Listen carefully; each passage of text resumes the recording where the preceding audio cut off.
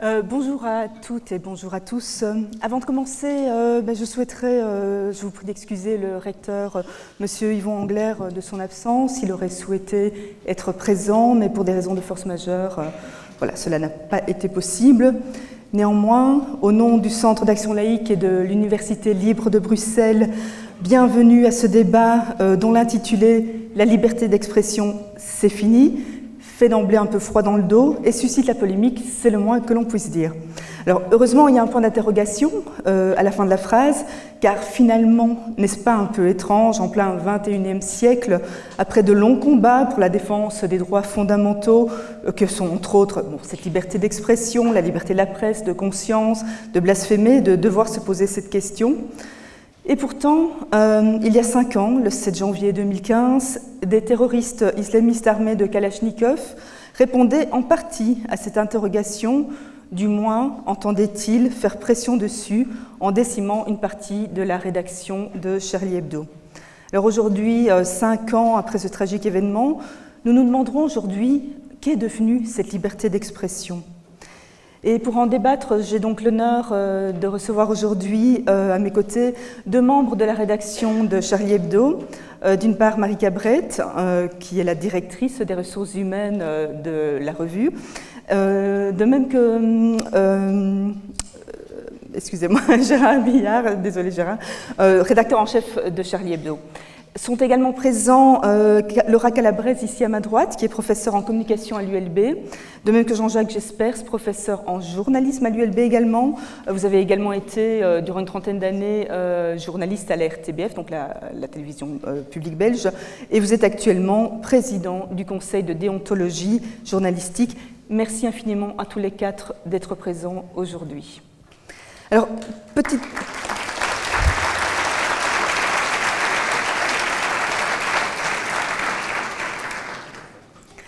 petite précision d'emblée quant à l'organisation de ce débat. Donc, durant 1 heure, nous allons débattre de la question qui nous occupe ce soir avec nos 4 intervenants. Et par la suite, nous réservons la 2e heure à un débat qui aura donc lieu avec le public présent ici dans la salle. Alors finalement, pour commencer, il me semble qu'il n'est pas inutile de rappeler le contexte de ce que l'on a appelé les attentats Charlie. Donc le 7 janvier 2015, les frères Kouachi entrent dans la rédaction de Charlie Hebdo, tuent 12 personnes, en blessent d'autres. Finalement, comment en est-on arrivé là, Gérard Billard? Est-ce que vous voulez nous remettre un petit peu dans le contexte de l'époque et nous expliquer pourquoi vous estimez que cet événement est arrivé? Alors pour ça, il va falloir faire un petit retour sur l'histoire de la publication des caricatures du Yilang Posten, qu'on appelle les caricatures de Mahomet. Donc elles ont été publiées par ce journal danois. Ça a évidemment, comme vous le rappelez, ça a créé une énorme polémique. Et les journalistes de ce journal, les dessinateurs, le rédacteur en chef ont été évidemment menacés de mort. Il y a eu ça a déclenché d'énormes émeutes dans certains pays. Des drapeaux danois ont été brûlés devant des ambassades. Voilà, tout cela, on l'a vu aux actualités, comme on dit. Et il se trouve que, à la suite de ça, le journal France Soir décide à son tour, en soutien à ce qu'il considérait à juste titre comme une menace sur la liberté d'expression et sur la liberté de la presse, le journal France Soir décide lui aussi de publier ses caricatures, ses 12 dessins. Le lendemain de la publication, le rédacteur en chef du journal est licencié par sa direction. Donc, nous décidons à Charlie Hebdo de publier, nous aussi, ces caricatures, de faire un numéro spécial, donc de pas uniquement publier ces dessins, mais également construire autour un appareil critique, expliquer pourquoi nous les avons publiés, rappeler le contexte, voilà. Et nous avons demandé à la totalité des titres de presse en France de faire de même. Je ne sais pas exactement à l'époque combien il y avait de titres de presse en France, en tout cas de presse généraliste. Il se trouve que 2 journaux, 2 l'ont fait. L'Express a publié les 12 caricatures. Libération en a publié quelques-unes. Et puis, on a commencé à entendre tout un tas de savantes analyses sur l'huile sur le feu, sur l'inutile provocation, voilà, que ce soit des milieux intellectuels, que ce soit de certains milieux intellectuels, que ce soit d'hommes politiques. Jacques Chirac, à l'époque, a dit de Charlie Hebdo que nous étions des irresponsables qui mettions de l'huile sur le feu. Il serait bon d'ailleurs de rappeler que Jacques Chirac, au moment de l'affaire Roujdi, avait déclaré qu'il n'avait aucun respect pour les blasphémateurs. Donc voilà, ça aussi, ça remet en contexte sa pensée. Donc, c'est ensuite, à la suite de tout ceci, il y a une ambiance générale qui s'est installée dans les sphères intellectuelles et dans les sphères médiatiques, qui a conduit à ce que Charlie Hebdo soit menacé de mort. Enfin, que ces dirigeants aient une fatwa sur leur tête, que les locaux du journal soient incendiés en 2011, et finalement que l'attaque du 7 janvier ait eu lieu. Donc, à la question que s'est-il passé, on nous pose souvent une autre question. C'est que serait-il passé si vous n'aviez pas publié les caricatures? Et à chaque fois, moi, j'ai envie de poser une autre question, je la pose d'ailleurs.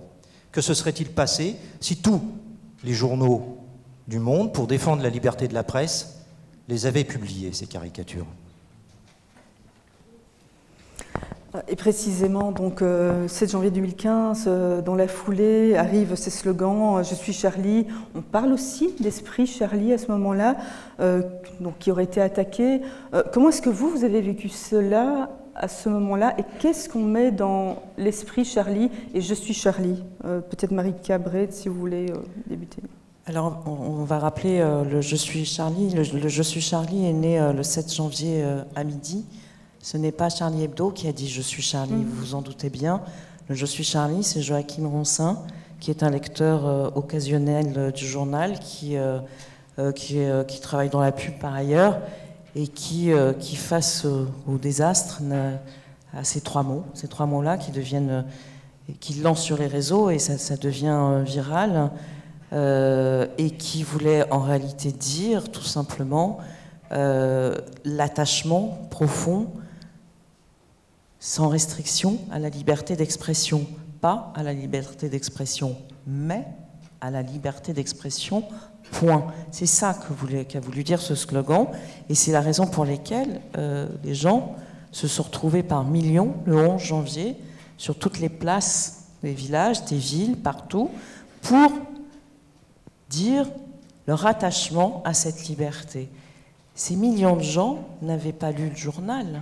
Ces millions de gens ne connaissaient pas les dessins de Cabu, de Wolinski, de Cavana. Une partie oui, une partie non. Donc c'est cet attachement-là, et cet attachement a été tellement fort, ce rassemblement a été tellement important, qu'il a fallu trouver des gens qui effectivement ont voulu contredire cet esprit de liberté en réalité, et qui ont commencé à salir cet esprit de « je suis Charlie », de ce que voulait dire le « je suis Charlie ». Moi j'ai envie de dire, heureusement qu'il y a eu ce « je suis Charlie », ce jour-là, à ce moment-là, face à une horreur pareille, face à une barbarie pareille. Je voudrais juste rappeler qu'en 2011, les locaux du journal ont été incendiés, le site internet a été piraté, et qu'à ce moment-là, il n'y a pas eu vraiment de réponse. Il y a eu une manifestation à la place de l'Hôtel de Ville. S'il y avait 100 personnes, c'était le bout du monde. Donc heureusement qu'il y a eu le Je suis Charlie, et heureusement qu'il y a eu ce 11 janvier, heureusement qu'il y a eu cette unité nationale sur nos principes qui nous fédèrent, et non pas qui nous divisent, qui nous fédèrent. Donc qu'est-ce qu'il en reste ? Ces principes, ces valeurs, quelles sont-elles ? Alors, sur le 7 janvier, il y en a deux, très clairement, la liberté d'expression et la laïcité. La liberté d'expression, dans cette expression et ce langage satirique qui fait partie de la liberté d'expression. Il y a une pétition, quand il y a eu l'incendie dans les locaux, il y a une pétition qui a circulé, signée par des gens de l'extrême gauche, qui disait, cette pétition disait « pour la liberté d'expression, contre le soutien à Charlie Hebdo », c'est-à-dire qui excluait Charlie Hebdo du champ de la liberté d'expression. On en était déjà là en 2011. Donc c'est ça, et c'est la laïcité qui est une liberté, un principe et une liberté. Les deux ont été visés le 7 janvier 2015. Gérard Billard, vous avez ressenti les choses de la même façon le 7 janvier 2015 face à finalement cette foule de personnes qui à travers le monde a soutenu Je suis Charlie, même si tout le monde ne l'a pas fait, mais néanmoins il y a eu quand même de nombreuses personnes. Bah, oui, ça a correspondu c'était la réaction à un traumatisme. C'était la première fois depuis la fin de la Seconde Guerre mondiale qu'on attaquait un journal, dans la rédaction d'un journal, dans une démocratie, en temps de paix. Donc, et puis il faut bien dire aussi, en tout cas en France, que une partie des gens qui ont disparu ce 7 janvier, Cabu, Wolinski, ils avaient accompagné toute la vie ou une partie de la vie de millions et de millions de Français. Et Cabu particulièrement, que ce soit avec le personnage du Grand Duduche ou que ce soit avec Récréa 2, il a été le dessinateur de millions d'enfants. Donc c'est à ça aussi que répondait ce Je suis Charlie et évidemment cet attachement aux valeurs. Et puis après les choses sont redevenues un tout petit peu plus normales entre guillemets, c'est-à-dire que d'abord le slogan Je suis Charlie a été mis à toutes les sauces. Maintenant il se passe n'importe quoi. Il y a quelqu'un qui pile au feu rouge, c'est « Je suis à moitié écrasé au feu rouge », hashtag. Donc bon, c'est devenu une marque déposée, je suis. Et puis surtout, l'esprit Charlie, il a été, et il l'est toujours d'ailleurs, instrumentalisé par des individus qui n'ont pas du tout, qui ne défendent pas du tout les valeurs de Charlie. Ouais. Mais ça ne veut pas dire que les valeurs de Charlie sont indéfendables.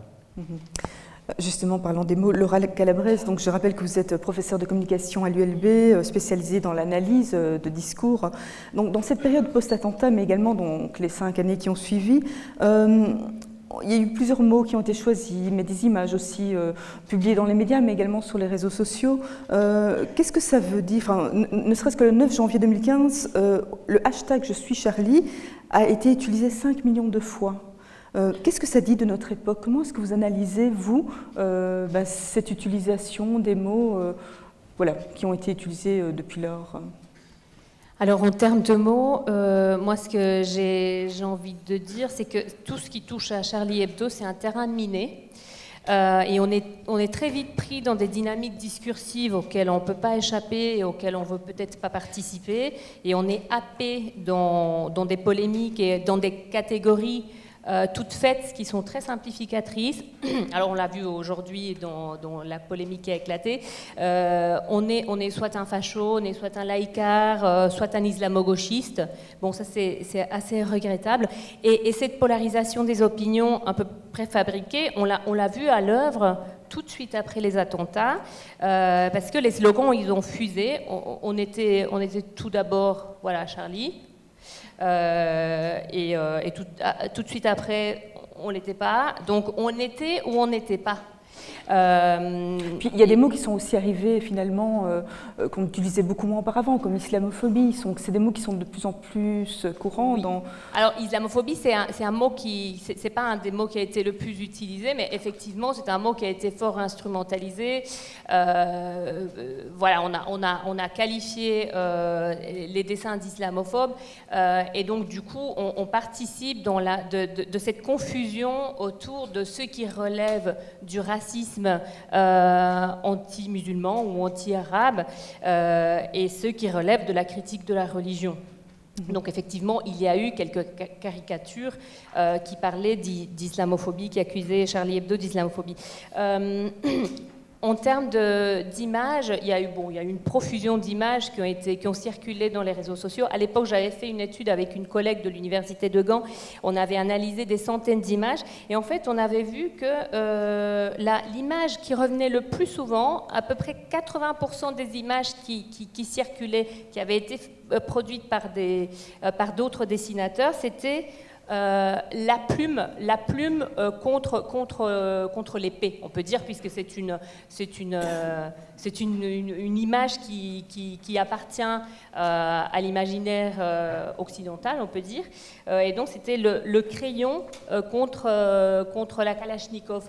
Ça, c'était et c'était assez hallucinant parce que c'était spontané, c'était un mouvement spontané. On avait récupéré des images qui avaient circulé tout de suite après, donc les gens ils s'étaient pas mis d'accord pour ça. Mais effectivement, c'est une. Et ça dit quoi de notre époque? Qu'est-ce que ça dit de notre époque? Qu'est-ce que ça dit de notre époque? Ouais. Bien, c'est assez transparent. Non, la violence physique contre le crayon, la plume, le pinceau, ça représente la liberté d'expression, mais ça représente aussi le fait que on peut lutter, on peut combattre par la parole, on peut éventuellement exercer de la violence symbolique, mais il y a la limite avec la violence réelle que représente l'arme, la Kalachnikov. Marie Cabret, je pense que vous êtes aussi très très attachée à la bonne utilisation des mots. On en a souvent parlé, laïcard, islamophobe. Vous entendez à chaque fois, notamment que vous parcourez les classes, sur les classes secondaires des universités, vous rencontrez les étudiants, de remettre les mots à leur juste place. Non, Marie Cabret. Marie Cap. J'avais pas compris. Donc, je vous entends un peu loin, c'est pour ça que je n'ai pas compris. D'accord. Vous êtes aussi très attaché à la bonne utilisation des mots, parce qu'ils sont quand même instrumentalisés, notamment chez Charlie, c'est ce qui se passe en permanence quand on vous attaque, c'est finalement une utilisation des mots qui n'est pas toujours la bonne. Donc vous êtes attaché... C'est une manipulation des mots, mais c'est une manipulation politique au service d'un projet politique. Je voudrais quand même rappeler, parce qu'on est en train de parler du slogan « Je suis Charlie », je voudrais rappeler le 8 janvier et le 9 janvier. Je voudrais dire qu'il y a eu le « Je suis Charlie »,« Je suis policier »,« Je suis juif ». Et pour moi, c'est très important de rappeler ces trois slogans qui sont nés sur ces 3 jours-là, parce qu'effectivement, on a attaqué des journalistes pour ce qu'ils disaient et pour ce qu'ils pensaient. On a attaqué des policiers en tant que représentants de la République, de l'ordre, de la paix dans la République, et on a attaqué des juifs parce qu'ils étaient juifs. Donc voilà, je voulais juste resituer complètement le contexte « Je suis Charlie », qui est cette entité-là. Et oui, mon attachement au mot profondément, mon attachement à la compréhension, quand par exemple, là en ce moment on parle beaucoup de blasphème, je serais curieuse de savoir ceux qui contestent et qui aimeraient remettre au goût du jour le délit de blasphème, comment ils définissent le blasphème, par exemple? Quelle est leur définition du mot blasphème?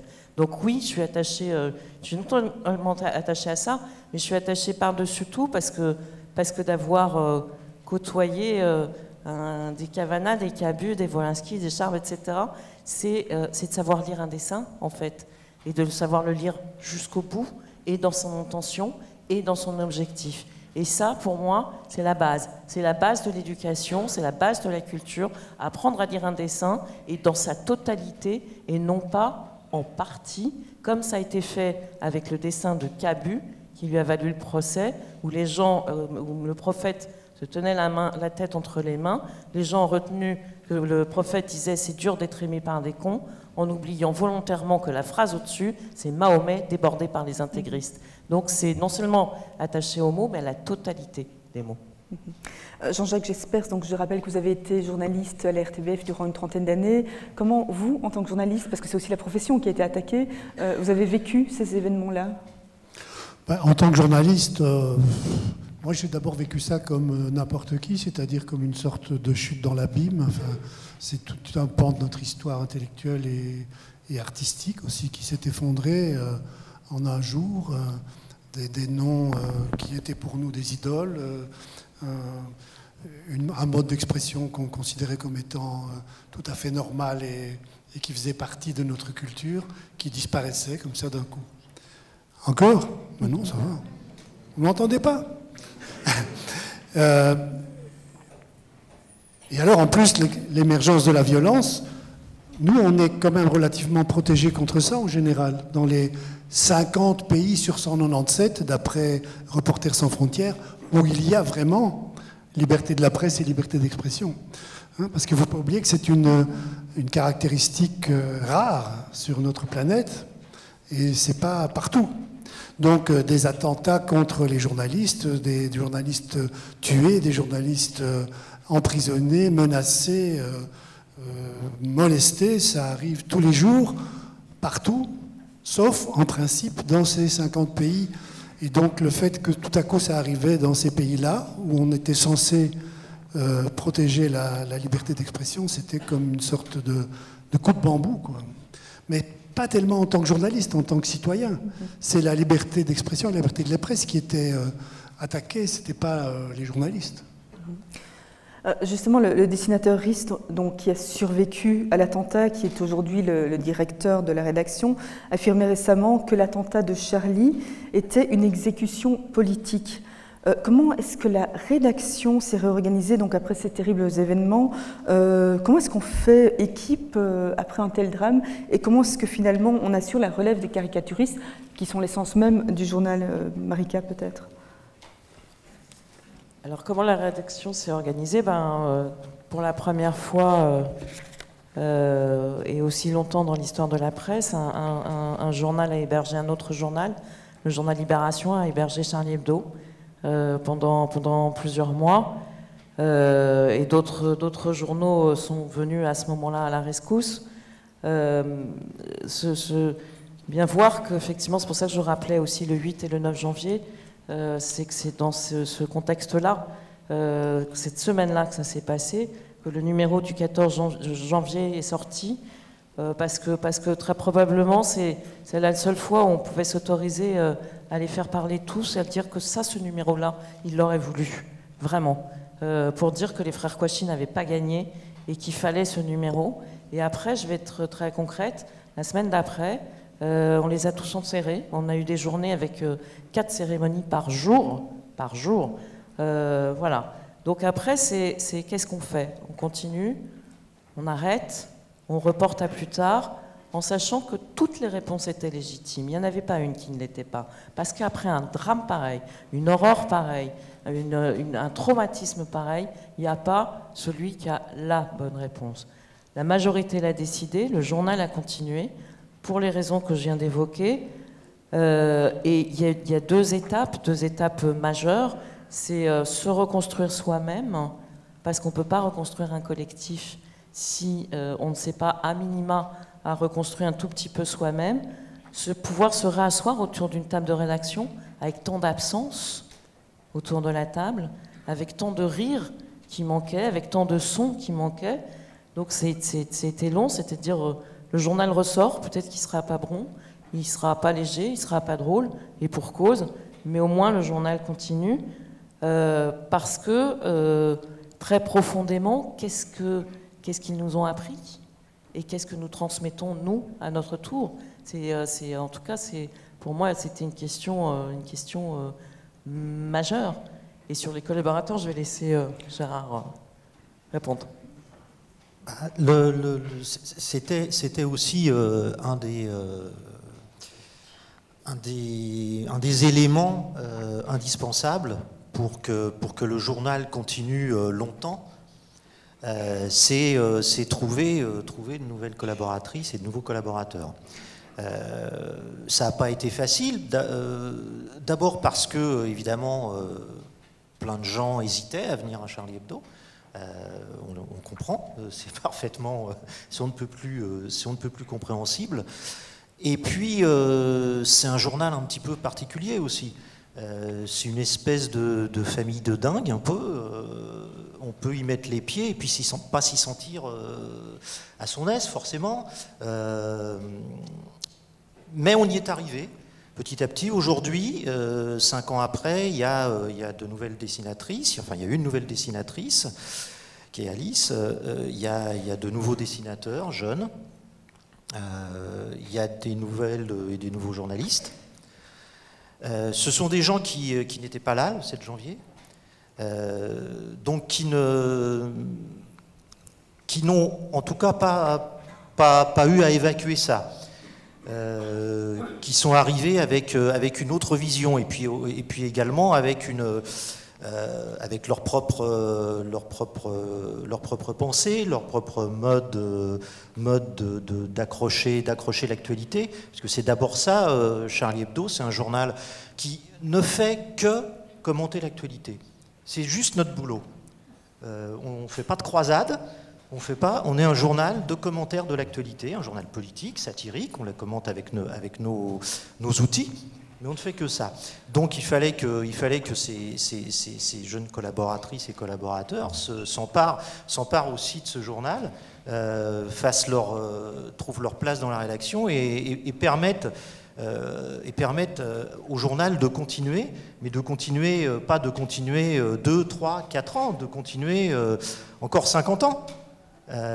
Parce que ceux qui restent et qui sont restés de l'équipe de Charlie Hebdo qui a refondé le journal en 1992, on n'est pas genoux, hein, mais le journal porte aussi des idées.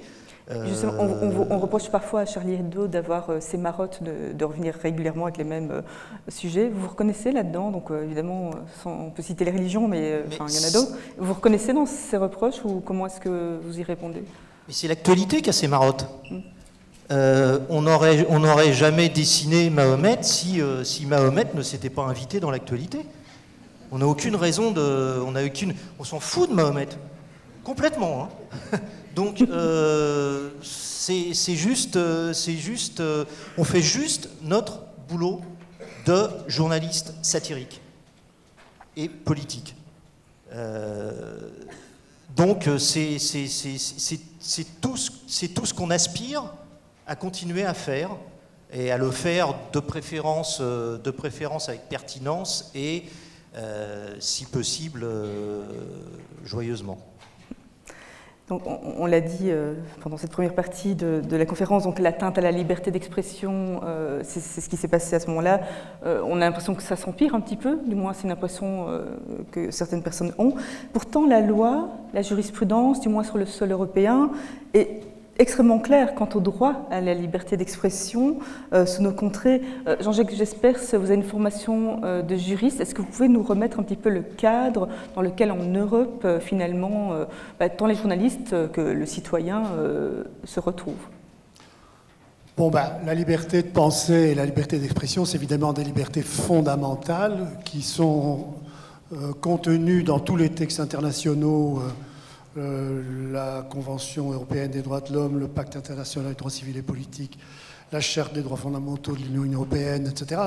Tous les textes qui ont valeur de loi et qui sont applicables dans nos pays, mais je rappelle, dans les 50 ou quelque chose comme ça, pays du monde où les conditions sont réunies pour qu'on puisse réellement parler de liberté d'expression et de liberté de la presse. Alors, la liberté d'expression, elle est très très largement garantie par tous ces textes, par toutes les constitutions de ces États démocratiques, par les lois de ces États démocratiques, et elle est très large. En Europe, nous avons la chance d'avoir un tribunal qui veille à l'application de la Convention européenne des droits de l'homme, c'est la Cour européenne des droits de l'homme de Strasbourg. Elle a une jurisprudence très large en matière de liberté d'expression. Un très célèbre arrêt de cette Cour, qui s'appelle l'arrêt Handyside et qui date de 1976, dit « La liberté d'expression, ça contient non seulement les idées courantes, mais aussi les idées qui heurtent, choquent ou inquiètent, une partie de la population. » Un autre arrêt de la Cour dit « La liberté de l'expression, ça comprend aussi une part de provocation. La provocation, ça fait partie de la liberté d'expression. » Donc, la définition est très large. Néanmoins, il y a quand même des limites qui ne sont pas tout à fait les mêmes, d'ailleurs, en Europe et, par exemple, aux États-Unis, où là, le premier amendement de la Constitution américaine donne une très, très grande liberté de tout dire, sauf les appels très, très précis à la violence. Dans nos pays, ici en Europe, il y a des limites. L'article 10, paragraphe 2 de la Convention européenne des droits de l'homme fixe un certain nombre de limites. En gros, trois limites. D'abord, pas de violence, évidemment. Ça, c'est la première chose. Pas de menaces, pas de violence. Ça relève du droit commun. C'est la loi pénale. Vous tapez quelqu'un, vous êtes poursuivi. Deuxième limitation, c'est la limitation qui touche aux personnes. La calomnie, la diffamation, l'injure sont punis par la loi. Et vous êtes susceptible d'être poursuivi si vous pratiquez la calomnie, la diffamation ou l'injure envers une personne. Troisième limite, et ça ce sont des précautions qui visent les collectivités, qui sont des limites collectives, c'est l'incitation à la haine, à la violence, à la discrimination ou à la ségrégation. L'incitation, ça veut dire très clairement des propos qui incitent au passage à l'acte, qui poussent au passage à l'acte. On n'a pas exterminé assez de juifs pendant la guerre. Il faut renvoyer les berbères au Maghreb, etc. Des expressions très claires. Il ne s'agit pas d'exprimer des opinions, il s'agit de donner des incitations à agir. C'est ce qu'on appelle les discours de haine. Alors, en dehors de ça, théoriquement, la liberté d'expression est totale. Mais évidemment, la liberté d'expression, c'est pas univoque. Quand vous revendiquez la liberté d'expression, vous la revendiquez pour vous, mais aussi pour ceux qui ne sont pas d'accord avec vous. La liberté d'expression, c'est aussi la liberté de dire qu'on n'aime pas Charlie Hebdo, qu'on trouve que Charlie Hebdo réac, des trucs comme ça. Si ça n'existe pas, alors il n'y a pas de liberté d'expression. L'autre chose qu'il faut dire, c'est qu'aujourd'hui, on est dans une conformation où les échanges d'opinion prennent souvent des tours assez violents, avec des propos, avec des mots très excessifs, avec des injures, avec des termes très violents, très durs. Mais après tout, c'est le prix à payer. C'est le prix à payer pour la liberté d'expression. On parle de censure. La censure, au sens strict, elle ne peut venir que d'une autorité publique. La censure, ça consiste à empêcher a priori un dessin, un texte, une expression d'être diffusé. Votre adversaire ne peut pas vous censurer, sauf s'il obtient, par un lobbying quelconque, s'il obtient de la puissance publique qu'il relaie vos avis, vos opinions, par exemple, en faisant voter une loi anti-blasphème. Ça peut arriver, c'est arrivé dans certains pays. Mais ce qui se passe, c'est parfois de l'autocensure, parce que la violence des échanges est telle qu'une certaine peur s'installe. Pas seulement la peur des menaces, comme celle qui plane constamment, malheureusement, sur la rédaction de Charlie Hebdo, mais aussi la peur d'être ostracisé, d'être considéré comme hors-jeu, d'être placé sous les regards, la peur de ne pas être politiquement correct, etc. Et ça peut conduire à l'autocensure. Donc il faut, à côté de la liberté d'expression, il faut aussi la force de la conviction et la force de la résistance à la tentation de l'autocensure.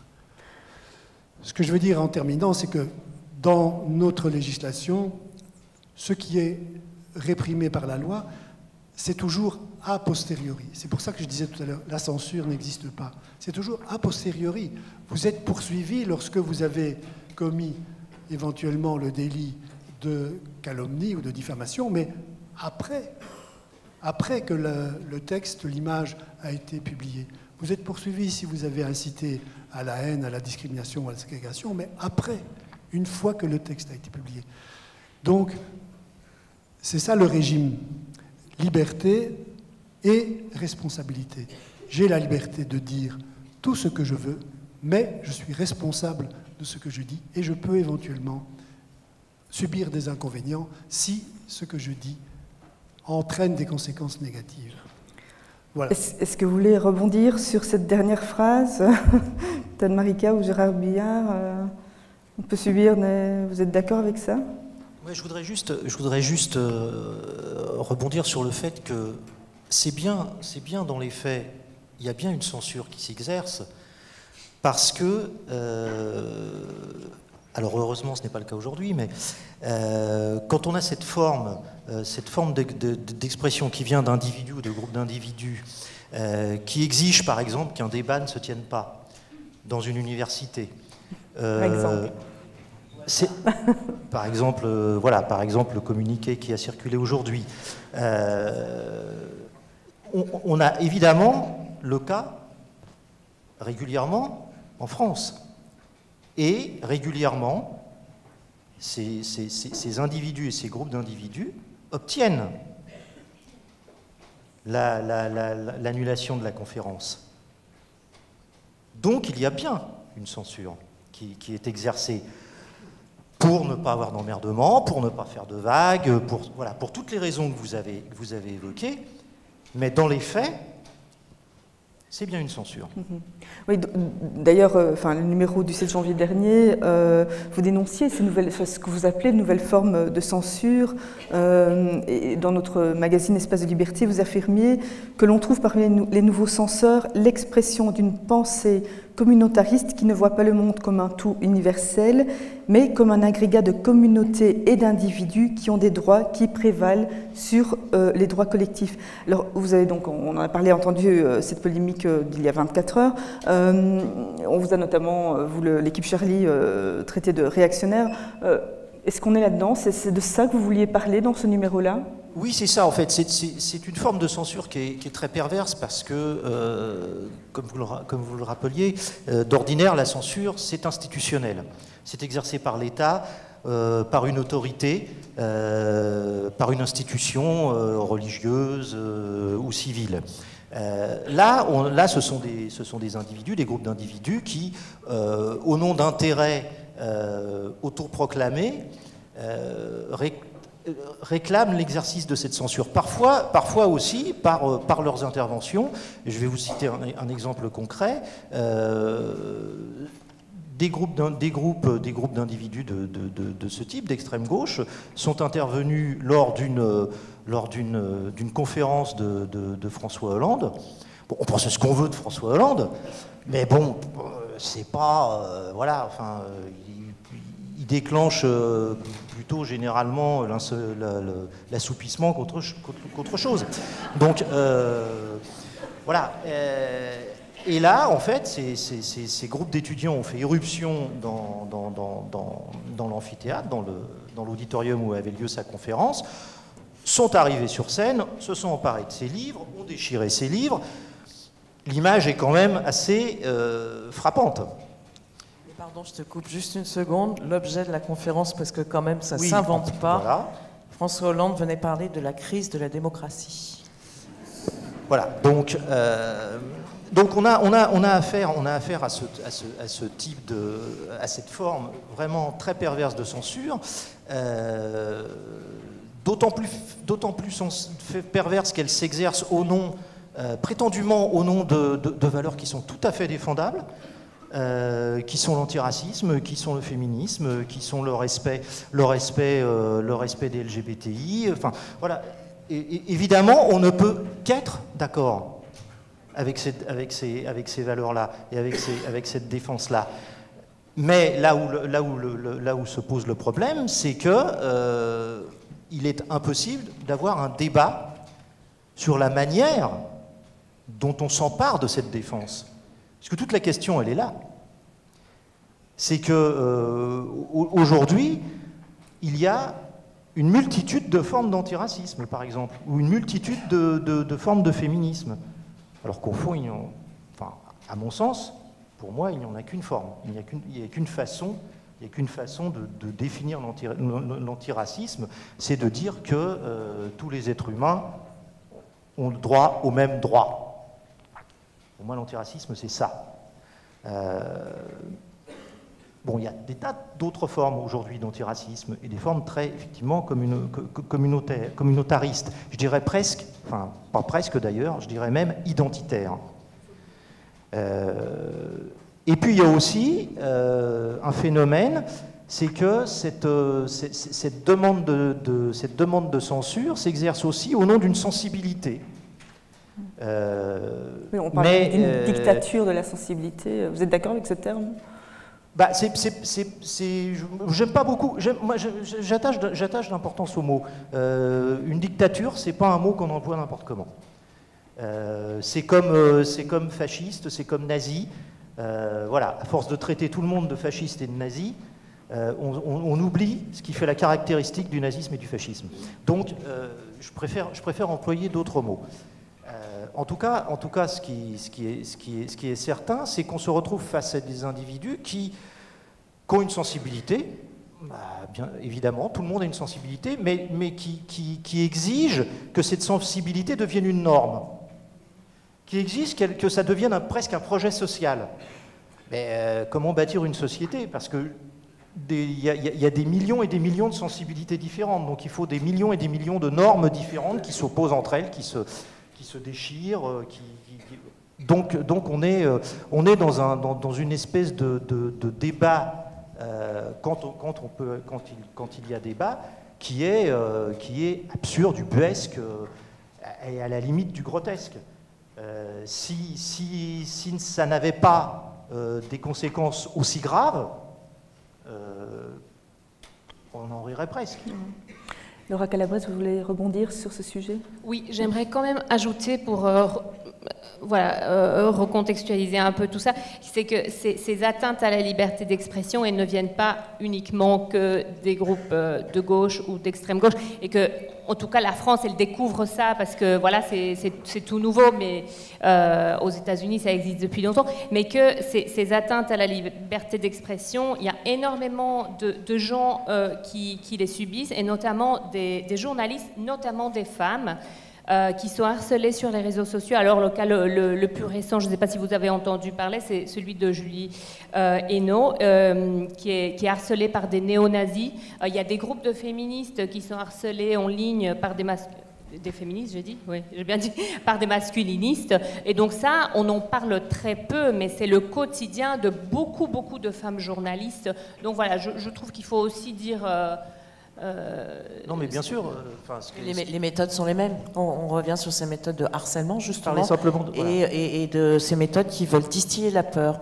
Distiller la peur, c'est comme ça qu'on commence à empêcher tout débat. On commence à faire peur et à dire, oh là là, vous risquez de. Alors, le risquer de, il est large dans ses conséquences, mais effectivement, ça commence comme ça. Et ça commence par dire quel sujet on peut traiter ou quel sujet on ne peut pas traiter, quel mot on peut utiliser, quel mot on ne peut pas utiliser. On en arrive quand même à cette situation. Moi qui suis féministe, on me demande, parce que je suis une féministe et qu'on a réintroduit la couleur de peau dans le débat public, je suis une féministe blanche, dite blanche, non racisée, donc on me demande de me taire. On en est quand même à ce niveau-là. Les méthodes sont exactement les mêmes. Ce que vous dites, c'est la même chose. Les méthodes sont exactement les mêmes. Qu'en est-il de la liberté d'expression? C'est la question. Vous mettez un point d'interrogation à juste titre. Jean-Jacques Jespers. Mais tout ça est exact. Le vrai problème, c'est comment réagissent les autorités publiques qui sont censées protéger la liberté d'expression et qui sont censées protéger la liberté de la presse. Est-ce qu'elles relaient ou est-ce qu'elles ne relaient pas? Est-ce qu'elles se plient ou est-ce qu'elles ne se plient pas? Quand la violence s'exerce, la violence, elle est illégale. Il faut l'empêcher, il faut la réprimer. Si elle s'exerce librement, sans intervention de la puissance publique, là, il y a vraiment un gros problème. Il y a un autre problème qui se pose, c'est que en Europe, la fameuse Cour européenne des droits de l'homme, dont je vous disais tout à l'heure qu'elle est le garant de nos libertés, elle a connu des tendances un peu inquiétantes. Par exemple, dans les années 90, il y a eu des arrêts de la Cour européenne des droits de l'homme qui tendaient à considérer que le blasphème n'était pas acceptable, que ça heurtait la sensibilité d'une partie importante de la population et que donc les gouvernements ou les juges de certains pays avaient légitimement interdit certaines choses parce que ça portait atteinte à l'ordre public. Heureusement, cette tendance, elle a plus ou moins disparu dans les années 2005-2010. On est revenu à une conception plus correcte, si je puis dire, ou plus conforme à l'esprit de la Convention européenne des droits de l'homme, mais il y a eu des jugements très inquiétants et qui sont le reflet aussi d'une évolution de l'opinion publique dans certains pays. Il ne faut pas oublier que dans le Conseil d'Europe, donc l'institution qui a créé la Cour européenne des droits de l'homme, il y a 47 pays, dont beaucoup de pays de l'Est, beaucoup de pays qui ne sont pas vraiment des démocraties, etc., qui envoient des juges à la Cour européenne des droits de l'homme, et donc avec des conceptions qui se confrontent de manière assez inquiétante parfois. Donc le problème, c'est l'intervention de l'État, c'est l'intervention des autorités, et c'est la protection dont ne bénéficie pas toujours la liberté d'expression, là où elle devrait être davantage protégée. Parlons de justement cette possibilité de blasphémer. Bon, dans l'actualité récente, on a le cas de Mila. Est-ce que là, justement, l'État a joué son rôle? Ben, la ministre française, elle a un petit peu déraillé, là. Enfin, elle est retournée dans les rails assez vite. Mais, enfin, un cas difficile, hein, parce qu'il y a plein de choses marginales sur des personnes qui ont repris le flambeau, qui prétendent être ses porte-paroles, etc., etc. Mais c'est très confus, très confus. Le blasphème, c'est une atteinte à une foi, à une croyance. Si vous n'êtes pas un adepte de cette foi de croyance, comment pouvez-vous être atteint? Ou comment pouvez-vous atteindre? Il n'y a de blasphème qu'à l'intérieur du système de valeurs de cette croyance ou de cette foi. Si vous n'êtes pas croyant, si vous n'êtes pas adhérent à cette religion, vous ne pouvez pas blasphémer. C'est une chose qu'il faut bien se rendre compte. Et si vous avez la foi, comment pouvez-vous être atteint par un dessin, par un texte, qui critique une pensée religieuse? L'inverse est vrai aussi. Donc le blasphème n'existe pas. Je dirais pas ça. Le blasphème. Le blasphème surtout, il est indispensable. Il est indispensable. D'abord, il fait partie du discours démocratique, disons. Et puis, je vous assure, moi, je suis à moitié italien. Je vais très souvent en Italie. Je ne connais pas un seul Italien qui n'ait jamais dit porco Dio, porca Madonna. Et pourtant, ils ont l'église à la maison, hein, comme ils ont l'habitude de dire. Donc, quand vous dites, je suis pas d'accord quand vous dites que le blasphème cherche à atteindre une foi. C'est pas vrai. Le blasphème, il ne s'adresse pas à ceux qui croient. Il s'adresse directement à Dieu, à ses symboles. On dit pas bordel de croyants, on dit bordel de Dieu. Donc on s'adresse directement au pouvoir. C'est une contestation du pouvoir. Et le blasphème, il n'est pas né dans des pays laïques. D'abord, il est vieux comme le monde, et il est né parce qu'il y avait des religions. parce qu'il y avait un pouvoir religieux. Donc ça n'est rien d'autre que l'exercice de la critique du pouvoir. Donc c'est indispensable. Je pense aussi que parmi les nouveaux censeurs dont vous parliez dans vos dernières éditions, il y a notamment le fait que l'on ne puisse plus partout exercer son droit à la satire, à la caricature. Je pense notamment au New York Times. Est-ce que finalement il n'y a pas déjà une petite déliquescence de ces droits-là que l'on peut noter au cours de ces dernières années, de par ce que vous, Marika Breit, vous appelez les oui mais, on peut, oui mais... Je ne sais pas qui veut répondre entre vous deux. Enfin... Oui, enfin, bon, l'affaire du New York Times, elle est emblématique et elle dit en creux ce qu'est le dessin de presse. C'est-à-dire qu'ils ont décidé, la direction du New York Times a décidé de ne plus publier de dessins suite à un dessin qui avait fait polémique, qui était considéré comme antisémite. Après, la question, c'est pas de savoir si le dessin il l'est ou pas, on en pense ce qu'on veut, c'est pas le problème. Le problème, il est que, en décidant de ne plus publier de dessin du tout, ils ont bien dit que leur problème, c'était pas, au fond, c'était pas l'antisémitisme, c'était le dessin de presse. Parce que le dessin de presse, c'est un outil de journalisme et c'est un outil politique. Le dessin de presse, c'est ce qui circulait, dans les pamphlets qu'on s'échangeait à la Révolution française. C'est aussi ce qui, c'est un outil unique qui passe par le dessin.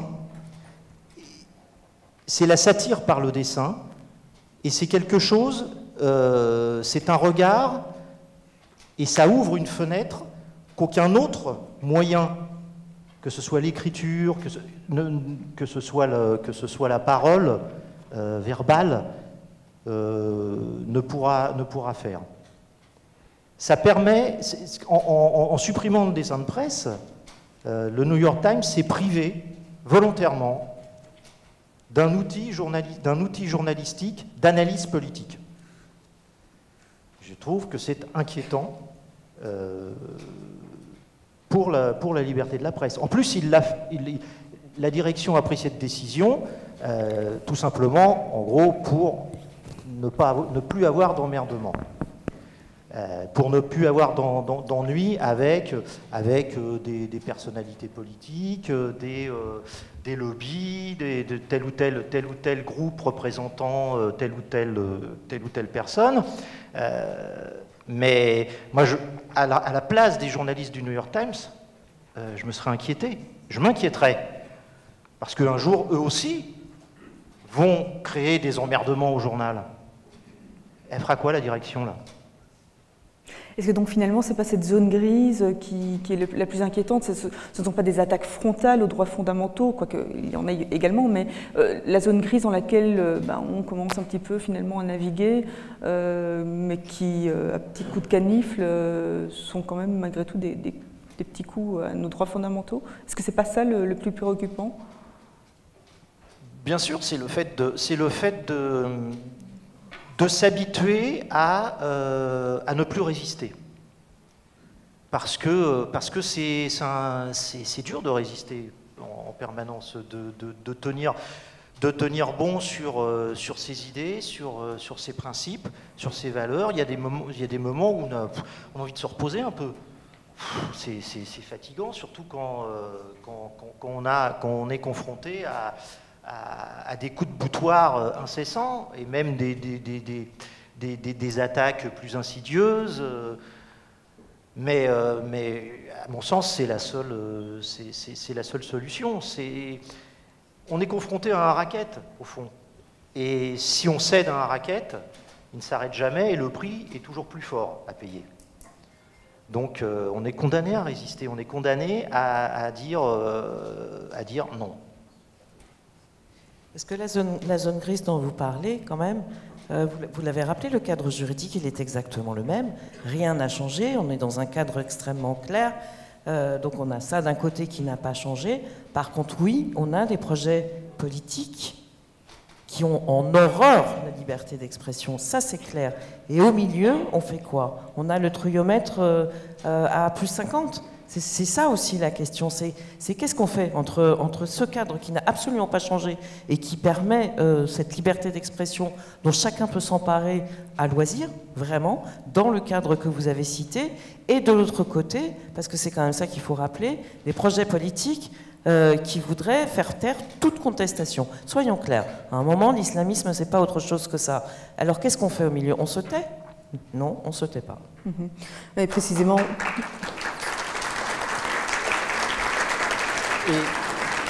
Et on ne se tait pas davantage quand c'est l'extrême droite qui fait les mêmes projets.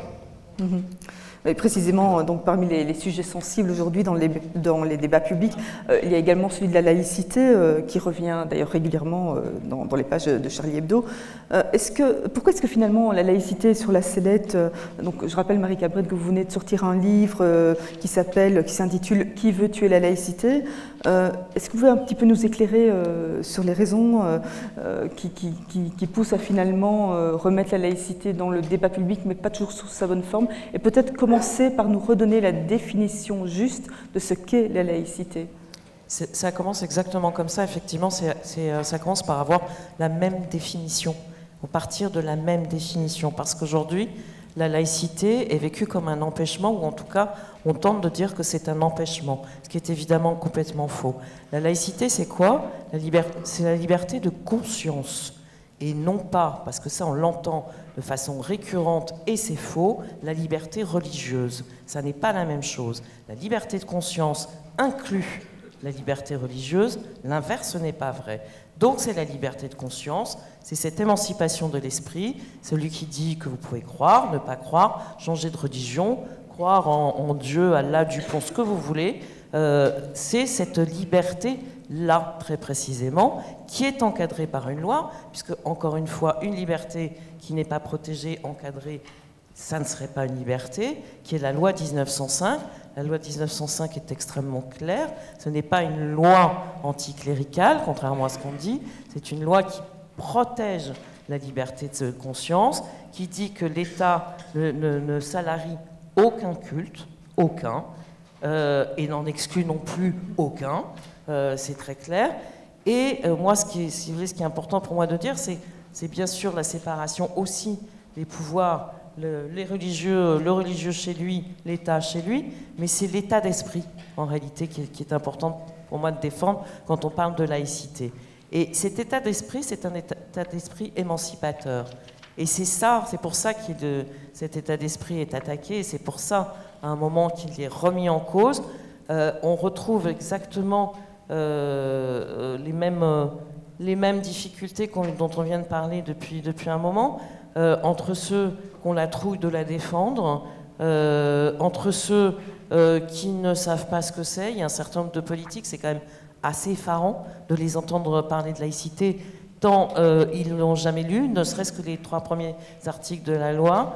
On a la laïcité, et ça c'est quand même assez extraordinaire, la laïcité auquel on a eu besoin, certains en tout cas, de rajouter des adjectifs.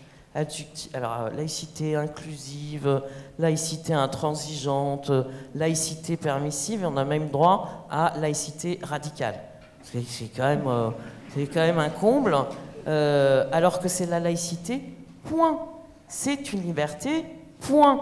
Et pourquoi on y met ces adjectifs autour, et pourquoi, à un moment par ailleurs, les gens qui défendent cette liberté, dont je fais partie par exemple, on ne me définit pas comme une personne laïque, on me définit comme une laïcarde, un terme emprunté à Charles Maurras, juste au passage, c'est-à-dire qu'une liberté serait trop défendue, serait excessivement défendue. Vous connaissez un seul pays où une liberté est excessivement défendue? Non, il n'y en a pas. Donc c'est encore une fois un projet de société qui divise, un projet de société qui oppose, un projet de société concurrentiel entre religions, et ça s'appelle un projet politique mortifère et barbare, on a vu le résultat. Pourquoi est-ce que finalement le politique ne s'en empare pas, sinon peut-être l'extrême droite? Et c'est aussi ce qui porte préjudice à la laïcité, c'est qu'elle est instrumentalisée, voilà, par certains groupes qui dévoient finalement le terme en tant que tel. Non, mais enfin, l'extrême droite, elle s'empare de la laïcité uniquement quand il s'agit de l'islam, et du féminisme, pareil. L'extrême droite soutient les intégristes catholiques. Donc l'extrême droite n'est pas laïque. Le problème, c'est que une partie de la gauche a abandonné ce mot à l'extrême droite. Donc, voilà. Et aujourd'hui, moi, vous faisiez allusion à l'affaire de Mila, donc, à propos de laquelle toute la gauche, toutes les associations, enfin, pas toutes, une partie des associations féministes, notamment les associations féministes intersectionnelles, et une grosse partie des associations de défense des LGBTI est restée muette. Et des associations de défense des droits de l'homme aussi. Et dans le numéro de Libération de samedi dernier, qui consacre 15 jours après un dossier à cette affaire, on a enfin l'explication pourquoi ils se sont tus. C'est parce que l'extrême droite a été la première à en parler, à la défendre. Ah oui, mais l'extrême droite a récupéré. Ah oui, mais je suis désolé, on récupère que ce que les autres laissent tomber. Hein. Donc, si on veut que l'extrême droite ne s'empare pas de la laïcité, il faut parler avant elle. Et c'est le problème qu'on a aujourd'hui. Et qu'on n'a pas, et qui ne date pas d'aujourd'hui, malheureusement. Laura Calabrese, vous estimez qu'ici en Belgique, on est face à des problèmes similaires dans l'analyse justement des discours ou de la défense des concepts que nous venons d'évoquer? Par rapport à la laïcité? Notamment, oui. Bon, les débats en Belgique sont très très différents par rapport à la France et tout est beaucoup plus calme parce que nous n'avons pas le même modèle de gestion de la multiculturalité qu'en France et qui est ce modèle républicain qui ne donne pas de place au groupe, en fait. Contrairement à ce que pensent les gens, c'est pas qu'ils reconnaissent pas. En fait, le modèle républicain ne reconnaît pas le groupe.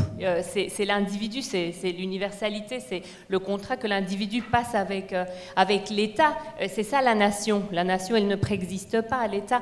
Et donc du coup ici, voilà, il n'y a pas, même si la notion de laïcité est très présente, on n'a pas du tout la même manière de gérer la multiculturalité. Et d'ailleurs, il n'y a pas les mêmes modes de débat.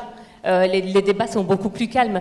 Mais je pense que tout ce dont on parle ici montre, qu'on le veuille ou non, un peu les limites de ce modèle républicain. Peut-être que je me trompe, le temps montrera si c'est le cas ou pas. Mais je pense que c'est un modèle qui je ne vais pas dire qu'il commence à s'épuiser parce que c'est trop tôt pour dire ça, mais qui montre vraiment ses limites. Et puis qu'il y a des voix qui émergent, qui n'étaient pas audibles avant et qui le sont maintenant, ce qui n'est pas en soi une mauvaise chose. Il faut voir quels sont les modes de débat, mais le fait que ces voix soient audibles, pour moi, c'est pas nécessairement mauvais. Si ça, du moment qu'il existe un espace où on peut tous se retrouver pour en parler, ce qui n'est pas toujours le cas. Vous êtes d'accord avec ça, la limite du modèle républicain? La limite du modèle républicain, moi je suis pas convaincu que les autres démocraties qui ont d'autres modèles, comme la Belgique ou la Grande-Bretagne, qui ont un modèle beaucoup plus, disons, ou l'Allemagne, qui ont un modèle beaucoup plus communautariste, n'aient pas au fond les mêmes problèmes que connaît la France. Ils sont confrontés au même coup de boutoir.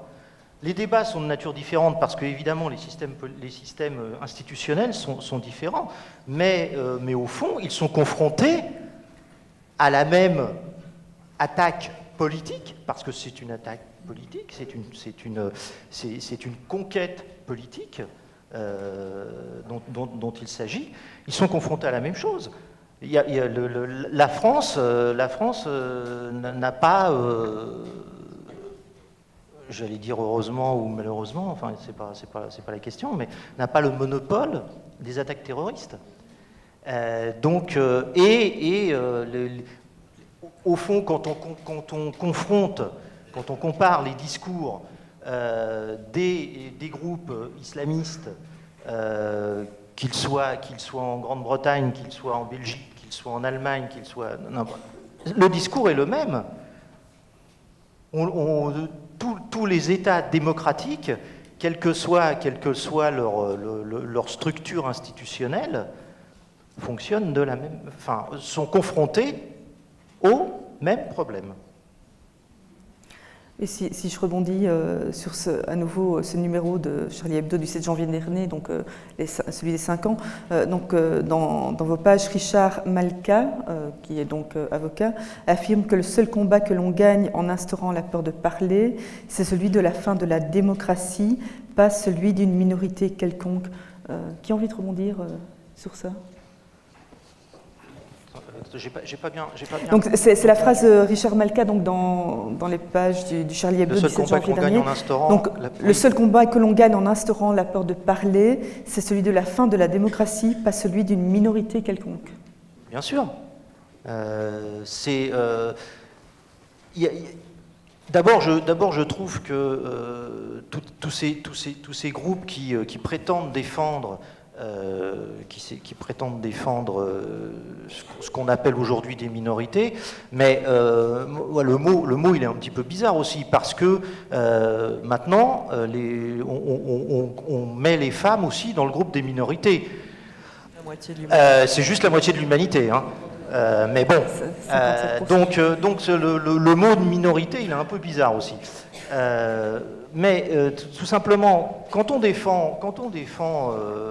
prétend défendre des personnes que l'on catégorise, que l'on identifie une fois pour toutes comme étant musulmans, en disant que, vous savez, oui, on comprend bien, vous avez une culture qui est différente de la nôtre, oui, nous on a des valeurs, mais bon, c'est pas tout à fait les vôtres, on comprend, c'est bien, on leur tapote un petit peu sur le crâne. Moi, c'est un petit peu, moi je dirais, c'est une attitude colonialiste, ça. Donc je suis pas convaincu que ces groupes défendent vraiment les personnes qu'ils prétendent défendre, parce que le principe même d'un État démocratique, c'est qu'on considère que tous les individus sont des adultes responsables. Et dire que certains individus seraient par essence imperméables à l'humour, à la critique, à la satire, c'est un petit peu bizarre comme antiracisme, je trouve. Oui, donc... voilà. Quant à effectivement la fin de la démocratie, c'est la question. Pour moi, c'est la question de qu'est-ce qu'on fait face à un racket. Si on y cède, le prix il est toujours plus important. Et le prix d'un racket politique, idéologique, totalitaire, c'est effectivement la fin de la démocratie. Voilà, donc c'est vrai qu'on comprend bien cette nécessité de protéger à la fois nos droits fondamentaux tout en entendant ces voix contestataires et en vue de préserver finalement une cohésion sociale. Je pense qu'il est peut-être temps d'ouvrir le débat avec notre public ici présent, avec certainement de nombreuses questions. Alors, afin que tout le monde puisse s'exprimer, je vous demande de formuler des questions les plus courtes et précises possibles. Et alors, je me permettrai aussi de rappeler la phrase d'Yvon Angler qui a été publiée aujourd'hui sur Twitter. C'est dans le débat respectueux que la société citoyenne lutte contre les ténèbres. Voilà. Bonne continuation.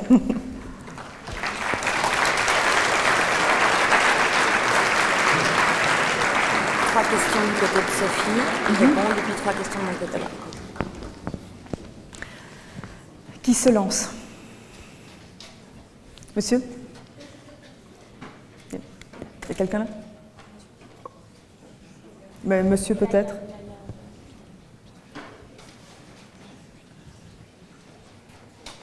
Moi, je suis de ceux qui pensent que, malheureusement, les crapules qui ont assassiné les journalistes de Charlie Hebdo ont partiellement gagné. Je crois qu'ils ont réussi à instaurer une sorte de peur, de crainte, d'autocensure, qui est tout à fait compréhensible. Raison supplémentaire pour qu'on doive tirer notre chapeau, parce que, bien sûr, Charlie Hebdo continue.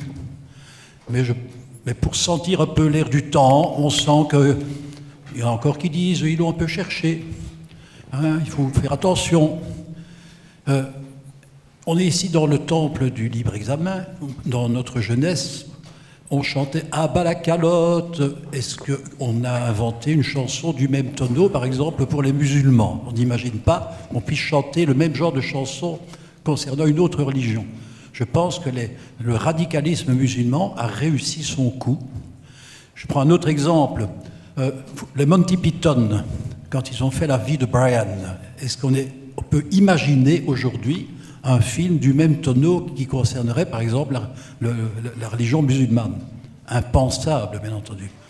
Alors, ma question, est-ce que vous ne pensez pas qu'il y a une espèce que la liberté d'expression, la liberté de presse, il y a une sorte d'autocensure rampante qui se ratatine et qui, malheureusement, bien entendu, a partiellement réussi son coup?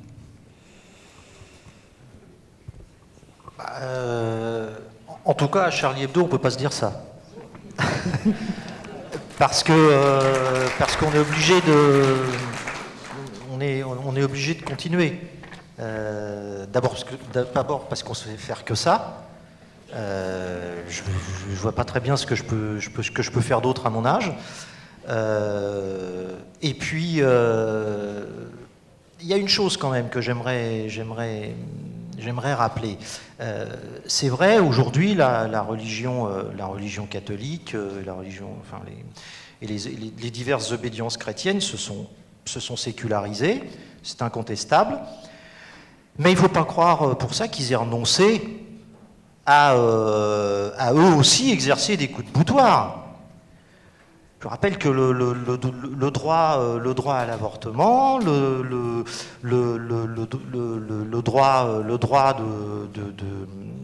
mariage pour tous, ça a été des moments très intenses de débat où les arguments des catholiques, en tout cas de ceux qui représentaient le camp catholique, n'étaient pas aussi différents que ceux de la religion musulmane. Une religion, c'est d'abord et avant tout l'exercice du pouvoir. C'est pas. À mon sens, il faut faire la différence entre la foi et la religion. La foi, c'est ce qui concerne chacun, c'est intime, ça regarde personne. La religion, c'est autre chose. La religion, c'est l'organisation sociale et politique de la foi. Donc c'est politique. Aucune religion, je ne connais aucune religion au monde qui renonce à l'exercice politique. On le voit en Inde avec l'hindouisme. Ça prend les atours du nationalisme. Mais c'est une religion. C'est une religion qui veut exercer le pouvoir, et une religion n'exerce jamais le pouvoir de manière démocratique. C'est par essence un pouvoir totalitaire. Parce que les lois religieuses, contrairement aux lois démocratiques, ne sont pas discutables, ne sont pas opposables. Elles sont écrites une fois pour toutes et on n'en débat pas. Ou si on en débat, c'est dans un cadre qui est établi d'avance. Voilà. Si le Vatican était une démocratie, on serait au courant. Donc, voilà, il faut jamais perdre de vue que, aujourd'hui, effectivement, c'est la religion, c'est l'islam qui est en conquête politique. Mais ça ne veut pas dire que les autres religions ont renoncé pour autant. D'ailleurs, on en a l'exemple dans des pays dont il était question tout à l'heure, au sein de l'Union européenne, comme la Pologne, comme la Hongrie. C'est pas les musulmans, là, leur problème. Hein. Leur problème, c'est l'Église catholique. Une autre question? Monsieur? Un micro va vous être apporté. Merci. Deux, trois petites remarques. Une première remarque, moi je ne suis pas Charlie, parce que quand je vois certains qui prétendent être Charlie, j'aime mieux ne pas être à leur côté. Par contre, je suis pour la liberté d'expression de Charlie Hebdo. C'est pas la même chose. Une deuxième chose, la liberté d'expression c'est fini, mais il y a longtemps qu'elle est finie. Vous venez de France, à qui appartient Le Monde? À qui appartient Libération? À qui appartient le Nouvel Obs? À qui appartient Le Point? À qui appartient BFM? À qui obéit Antenne 2, France 3, etc. Soit au monde financier, soit à ceux qui détiennent le pouvoir. Et à qui appartient Charlie Hebdo? Je suis d'accord. Oui, vous n'avez plus qu'un seul journal à acheter, c'est Charlie Hebdo qui appartient à personne. Je termine. Pourquoi je parle de ces médias-là? Monsieur Jaspers peut dire que j'ai raison. Parce que ce sont ces médias-là qui façonnent l'opinion publique et pas Charlie Hebdo. Donc c'est ces médias-là qui disent aux gens ce qu'ils doivent penser, quand ils doivent le penser et sur quoi ils doivent le penser. C'est ça le fait que la liberté d'expression, il y a longtemps que c'est fini. Et en Belgique, c'est exactement la même chose. La presse, le soir, la Libre Belgique, l'ADH, les Échos, en Flandre, c'est la même chose, 200 arrêts, etc. C'est une presse qui est subsidiée. Donc ça veut dire que, je suis désolé, il y a un adage populaire qui dit « le chien ne mord pas la main qui le nourrit ». Et M. Jaspers, qui a travaillé comme journaliste à RTBF, il peut éventuellement nous expliquer comment fonctionne la RTBF, qui est au comité de direction de la RTBF. Et la RTBF, en fait, la RTBF, c'est pas la voix de son maître, c'est la voix des partis dits de gouvernement, puisque le comité d'administration de la RTBF est composé de représentants des partis dits de gouvernement, CDH, PS, MR, Écolo, Enzovo. D'accord. On va peut-être dire deux choses d'abord. Charlie Hebdo, attendez, oui, mais voilà, attendez, média indépendant, hein, je pense qu'il faut le rappeler.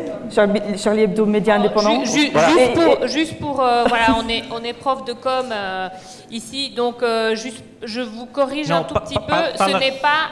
Oui, non, ne m'interrompez pas parce que voilà. Par l'argument d'autorité, s'il vous plaît. Parce que, voilà. Ah, par l'argument d'autorité, hein. Elle se présente comme étant spécialiste de la com. Ah, sous-entendu que moi je ne le suis pas. Si madame peut finir sa pensée. J'ai pas compris ce que vous avez dit, mais... C'est pas grave.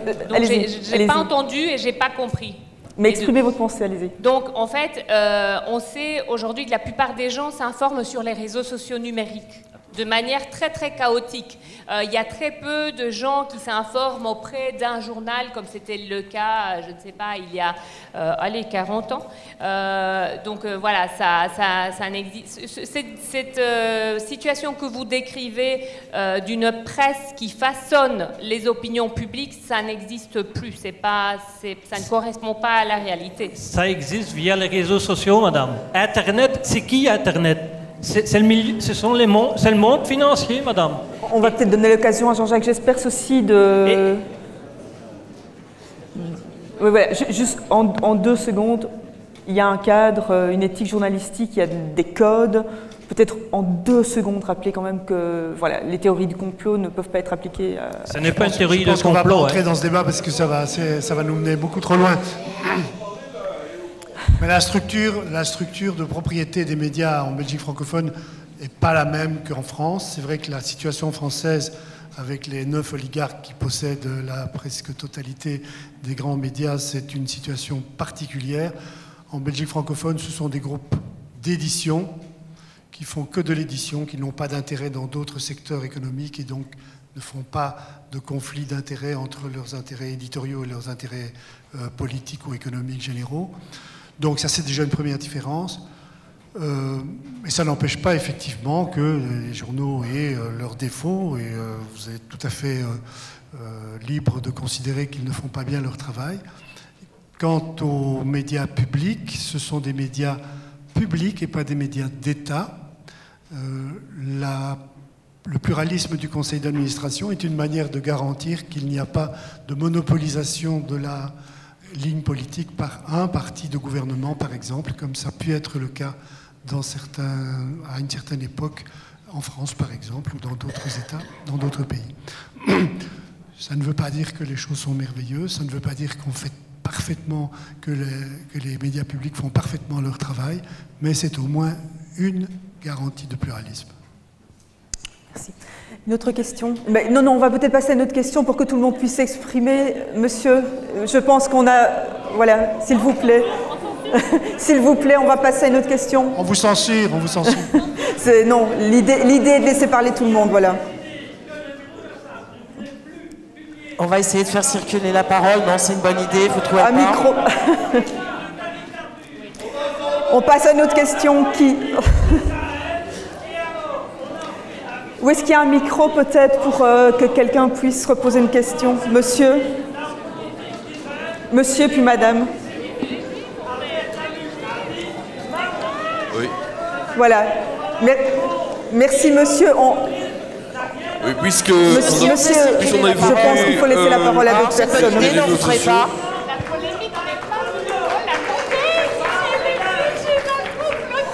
Bon, monsieur, je vous en prie. Votre question, monsieur. Oui, puisque la puissance des réseaux sociaux a été évoquée, il me revient en mémoire qu'il y a une trentaine d'années a été écrit un livre qu'on peut trouver facilement sur le marché d'occasion qui s'appelait « Le plus vieux média du monde, la rumeur », dans lequel on analysait comment parfois, je parle d'une époque où n'existaient pas les réseaux sociaux, comment la rumeur pouvait parfois être beaucoup plus puissante que la presse.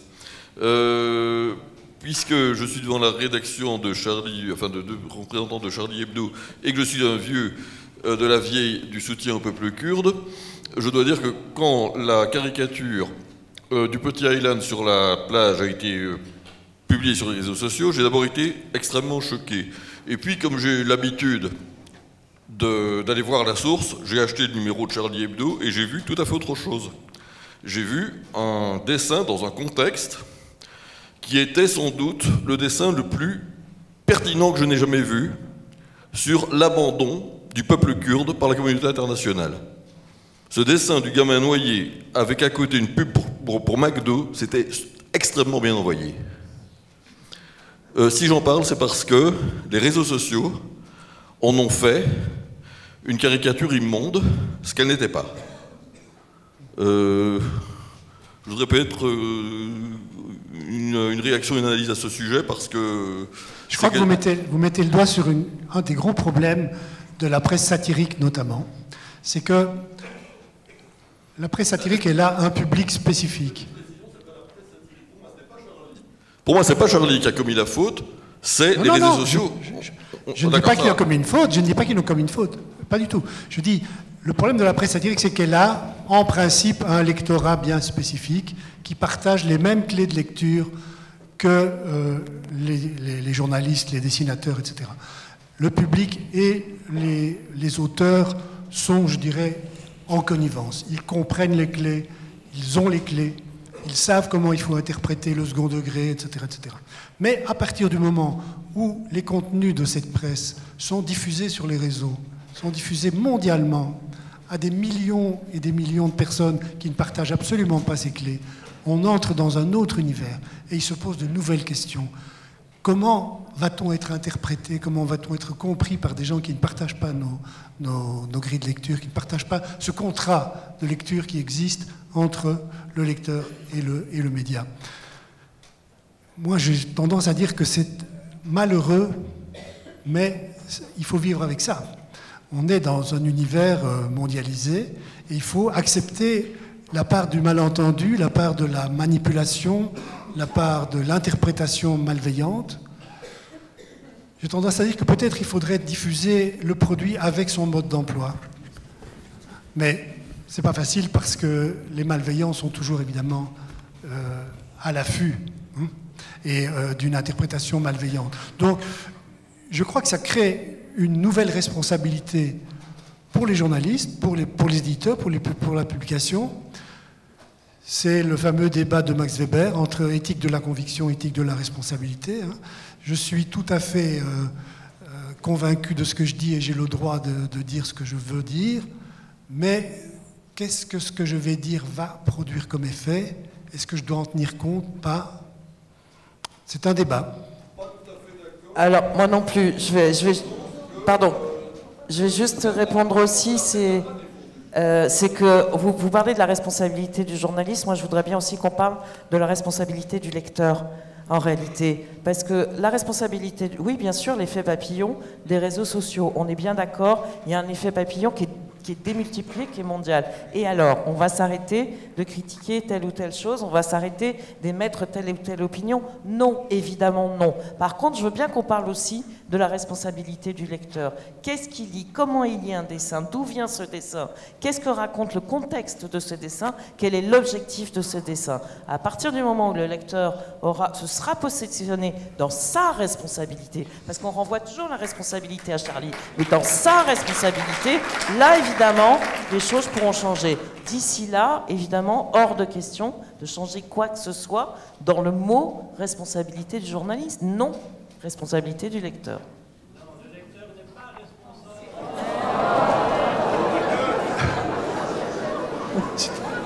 Ouais.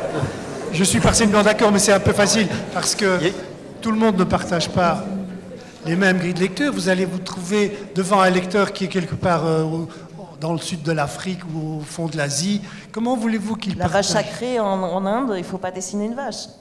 Oui, voilà. Donc, ça fait beaucoup de choses qu'on ne peut pas dessiner, parce que si vous devez vous poser la question, enfin dessiner ou écrire d'ailleurs, parce que si vous devez vous poser la question en tant que journaliste, sachant que vous pouvez être lu à l'autre bout du monde par des gens qui ne partagent absolument pas ni votre langue, ni votre grille de lecture, ni votre culture, ni vos valeurs, ni rien du tout, vous n'allez plus rien écrire. Parce que moi, je n'ai pas dit qu'il fallait s'arrêter, j'ai dit que ça crée une nouvelle situation qui est susceptible d'être manipulée par des intentions malveillantes et de créer, par exemple, les effets qu'a eu la publication des caricatures de Gillian Poston dans un certain nombre de pays où jamais personne n'avait entendu parler de ce journal danois et où la publication a été interprétée de manière malveillante et de manière volontairement malveillante.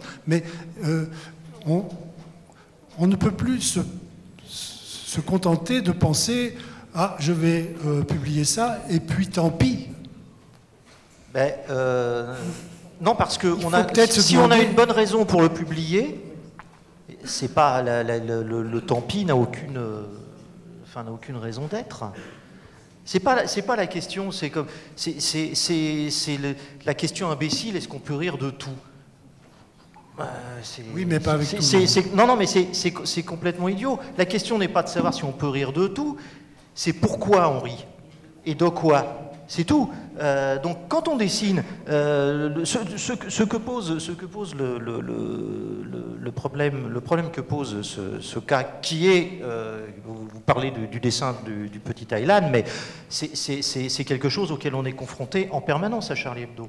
Alors, il y a évidemment l'instrumentalisation sur les réseaux sociaux, c'est-à-dire on prend une partie du dessin, de ce dont on parlait avec Cabu, et on exclut totalement l'autre partie. Donc on enlève le contexte, mais il y a aussi le fait qu'on se retrouve de plus en plus face à un nombre, mais pas à l'autre bout du monde, ici dans notre ville, dans notre voisinage, à des citoyens qui sont incapables de lire une image, parce qu'un dessin c'est une image, qui sont incapables de la remettre en contexte, qui sont incapables d'analyser le pourquoi on l'a fait, le pourquoi il est là et qu'est-ce qu'il dit au fond, parce que c'est le pourquoi aussi qui va déterminer ce qu'il dit. Donc si, je reviens au New York Times, si au lieu de supprimer le dessin de presse, le New York Times avait au contraire fait œuvre de pédagogie et commencé à expliquer pourquoi ce dessin pouvait ne pas ou être considéré ou pas, non. Mais là, il y a une retraite en race campagne, et on abandonne le combat avant de le mener. Le dessin de presse, le dessin satirique, ça répond à des codes, effectivement.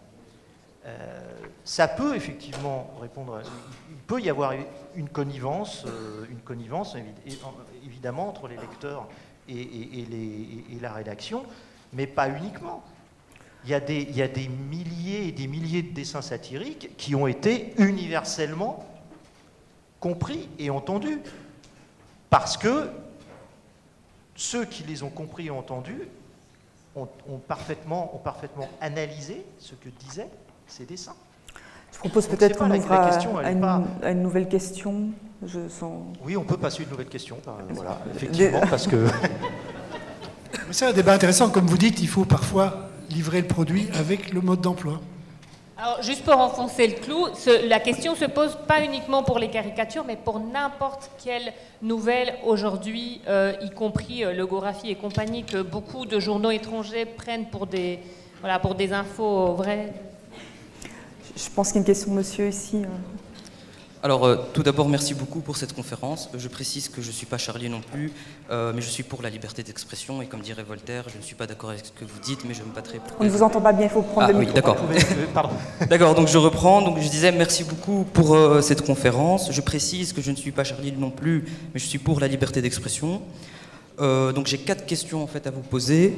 On va peut-être commencer par une. Oui. Donc j'essaierai vraiment d'être court et rapide, mais c'est des questions que j'avais prévues à l'avance et certains thèmes ont déjà été abordés. Alors, j'aimerais tout d'abord, premièrement, réagir par rapport à ce que vous avez dit, monsieur le rédacteur de Charlie Hebdo, sur les cathos tradis. Et je ne pense pas qu'on puisse les comparer aux islamistes intégristes qui vont quand même jusqu'à tuer. Ensuite, la première question, c'est est-ce que vous n'avez pas l'impression qu'aujourd'hui, il y a une régression de la liberté d'expression, même au niveau de la sphère politique, médiatique, sociétale, qui illustre par exemple l'affaire Mila? On voit énormément de politiciens, d'élites condamner, dénoncer fermement ces propos et estimer que ça alimente la soi-disant oppression systémique des minorités racisées, sans oublier tous les mouvements néo-féministes, néo-progressistes, néo-LGBT qui ont soit refusé de soutenir Mila, soit ont carrément critiqué son acte. Est-ce que vous pourriez... Enfin, voilà, une question, parce que je pense que là... Non, c'est la première.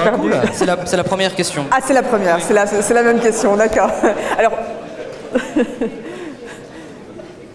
On va peut-être rester... C'est quoi la question? Qui a envie de rebondir, mais très succinctement, puisqu'apparemment, enfin, il y a encore plein d'autres questions. Je sais oui, pas, très sincèrement, j'ai pas du tout compris la question que vous posiez. D'accord, donc en fait ma question... Peut-être une question avec, je sais pas, 5 mots. D'accord, donc ma question c'est est-ce que vous n'avez pas l'impression qu'aujourd'hui il y a une régression au niveau de la liberté d'expression, même au niveau de la sphère politique, médiatique et sociétale, qui illustre par exemple l'affaire Mila? Oui, bien sûr. On en a beaucoup parlé au cours de cette conférence. Et effectivement, on n'a pas dit autre chose. Et on a évoqué tout au long de cette soirée les raisons, à notre sens, pour lesquelles il y avait effectivement une régression de la liberté d'expression et une énorme confusion quant aux limites de cette liberté. Madame, ici devant. Bonsoir. Alors moi je suis Charlie, je suis franchement Charlie, parce que d'abord je connaissais des membres de cette rédaction, parce que je trouve que vous incarnez la liberté, que vous nous donnez envie de résister. Mais si je suis Charlie, c'est d'abord et avant tout, je pense, parce que je suis algérienne, et je suis de culture musulmane. Et dans mon pays, dans les années 90, beaucoup de journalistes ont été assassinés. De femmes aussi ont été assassinées. Nous étions tous algériens et nous étions tous musulmans. Et des Algériens ont assassiné d'autres Algériens et des musulmans ont assassiné d'autres musulmans. Tout ceci pour dire que cette histoire n'est pas une histoire franco-française, que cette histoire n'est pas une histoire d'occidentaux contre des musulmans ou des musulmans contre des occidentaux. Cette histoire est une histoire pour la liberté d'expression et pour la liberté tout court. Alors aujourd'hui, j'ai une pensée particulière pour tous ceux qui sont partis, évidemment, trop tôt. Mais j'ai aussi une pensée pour tous ceux qui sont en prison, dans les pays musulmans, et qui continuent de nous donner des leçons de courage. Je pense à Raif Badawi, qui est emprisonné en Arabie Saoudite à l'âge de 33 ans, et qui a été flagellé sans coup de fouet, et qui n'a jamais renoncé à exercer sa liberté. Et j'espère que nous tous ici réunis, nous ne renoncerons jamais à exercer notre liberté. Merci.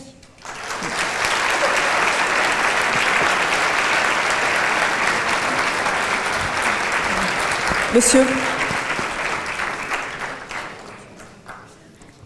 Oui, bonsoir. Tout d'abord, je voulais vous remercier et vous féliciter pour votre courage et redire ce qui a été dit, à savoir que même si parfois on peut être très en désaccord avec ce qu'on lit dans Charlie, on ne peut qu'être content que vous existiez, que vous ayez le courage de continuer à exister. Maintenant, j'aurais juste voulu défendre un peu la CEDH sur blasphème. C'est-à-dire que les positions de la CEDH sur blasphème sont quand même exactement les mêmes que celles qui font que la CEDH admet l'interdiction de la burqa en France ou la loi sur le voile à l'école. Et il ne me semble pas souhaitable que la CEDH intervienne à ce point dans la législation nationale. Si elle prend des décisions très fermes sur ce que doit être la laïcité dans chaque pays, elle devra prendre des décisions pour ou contre, par exemple, l'interdiction de la burqa ou l'interdiction du voile en France. Et je ne suis pas sûr que ce soit une très bonne idée de demander ça à la CEDH. Je pense que la CEDH est Cour européenne des droits de l'homme. Mais voici ma question. Ma question, c'était sur le point que vous avez souligné en disant que pour empêcher la récupération par l'extrême droite, il fallait parler avant elle. Mais est-ce que là, on n'a pas un vrai problème, qui est que nous souffrons terriblement de la vitesse des réseaux sociaux et de l'injonction où nous sommes tous placés à réagir ou à commenter, au point que si vous ne réagissez pas dans la seconde, vous vous faites traiter alors d'islamo-gauchiste par les uns, de laïcard par les autres ou je ne sais quoi, et cette pression a quand même quelque chose d'extrêmement dangereux, c'est-à-dire que nous ne pouvons même plus vérifier les informations avant de réagir. Est-ce qu'il n'y a pas là une tension très lourde face à laquelle il faut quand même garder notre sang-froid? On a eu suffisamment d'affaires, disons, de fake news, on se souvient, qui ont donné lieu à des réactions précipitées, on réagit sans être informé, sans connaître les dossiers. Est-ce qu'on ne doit pas défendre ici malgré tout la nécessité de prendre son temps avant de réagir? Parce que si on doit parler avant l'extrême droite, on va parler à tort et à travers. Ah mais bien sûr. Alors on est tout à fait d'accord. Et je peux que vous rejoindre. Moi, je ne suis pas sur les réseaux sociaux. J'ai jamais voulu y être parce que je considère, malgré tout ce qu'ils peuvent apporter de bénéfique parfois, je considère que ça reste quand même un gigantesque comptoir de bistrot où tout le monde est bourré. Et puis voilà. Avec la différence, c'est qu'à un moment, le bistrot ferme et on dessoule. Là, on dessoule jamais. Donc bon, mais ça c'est juste un point de vue personnel. Mais en dehors de ça, je suis évidemment d'accord. À Charlie, on a une chance. C'est d'être un hebdomadaire. C'est-à-dire d'avoir ce temps de la réflexion. On n'est pas... Je me demande ce qu'on ferait si on était un quotidien. C'est pas du tout la même réflexion et la même réflexion journalistique. Nous, on peut prendre le temps. Mais quand je disais il faut parler avant l'extrême droite, je disais il ne faut pas abandonner les thèmes. Il ne faut pas abandonner ces thèmes à l'extrême droite.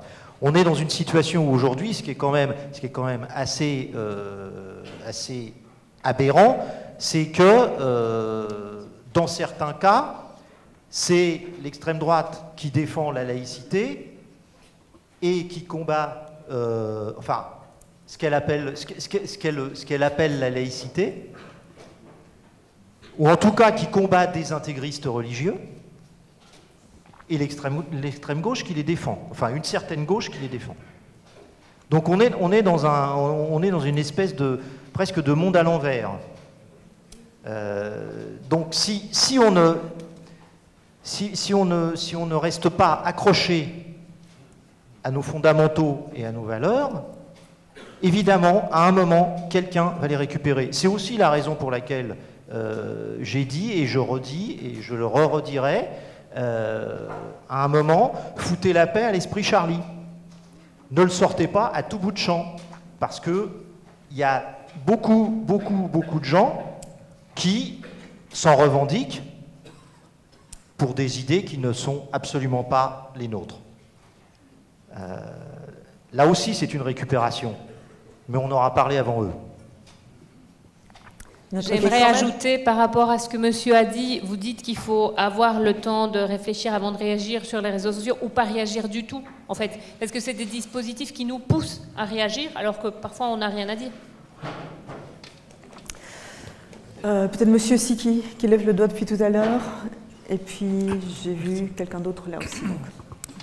Oui, bonjour. Le très laconique et sympathique intervenant, assis quelques rangs derrière moi, n'a pas mentionné le Canard enchaîné dans sa longue série d'organes de presse, à juste titre, puisque le Canard enchaîné est totalement indépendant, financièrement et autrement. Il est géré par sa rédaction. Et je voulais savoir quelle a été la réaction du Canard enchaîné au lendemain de la parution des caricatures de Mahomet dans le journal danois. Pourquoi n'ont-ils pas publié ces caricatures? Je pense qu'il faudra leur demander. Mais je pense qu'ils ont réagi comme l'ensemble de la presse, c'est-à-dire qu'ils n'ont pas voulu se mêler de ça, on va dire, en s'abritant derrière le fait qu'ils traitent assez peu de sujets internationaux. Ça reste un journal de politique franco-française. C'est ça le fond du Canard enchaîné, c'est ça. Donc ils ont trouvé, en tout cas auprès de Cabu, qui faisait également partie de la rédaction du Canard enchaîné, auprès de Cabu, ils ont trouvé cette excuse-là. À mon avis, elle dissimule d'autres raisons, sans doute beaucoup moins avouables. Voilà. On a aussi le droit de ne pas se mêler de ça. Hein. On a aussi le droit de ne pas se mêler de ça. Je veux dire, c'est pas déshonorant de ne pas publier. C'est vrai qu'on a le droit de ne pas se mêler de ça. Alors, il ne faut pas reprocher aux autres de s'en mêler. C'est ça. Ne pas reprocher aux autres de s'en mêler. Pardon ? Ne pas reprocher aux autres de s'en mêler. Non, bien sûr, il ne faut pas reprocher aux autres. Mais... Quand on s'en mêle pas, on s'en mêle pas vraiment. Oui, tout à fait. Je pense que le jeune homme ici souhaiterait avoir le micro.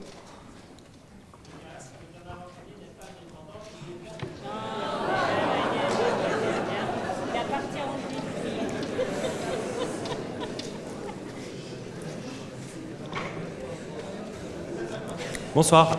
Alors, contrairement à certains des intervenants qui ont parlé avant moi, j'ai pas peur, pour ma part, de me dire Charlie et de vous soutenir. Et je pense que je parle au nom d'une grande partie de cet auditoire pour dire que vous êtes l'incarnation même de ce que devrait être la liberté d'expression et qu'on vous soutient pleinement.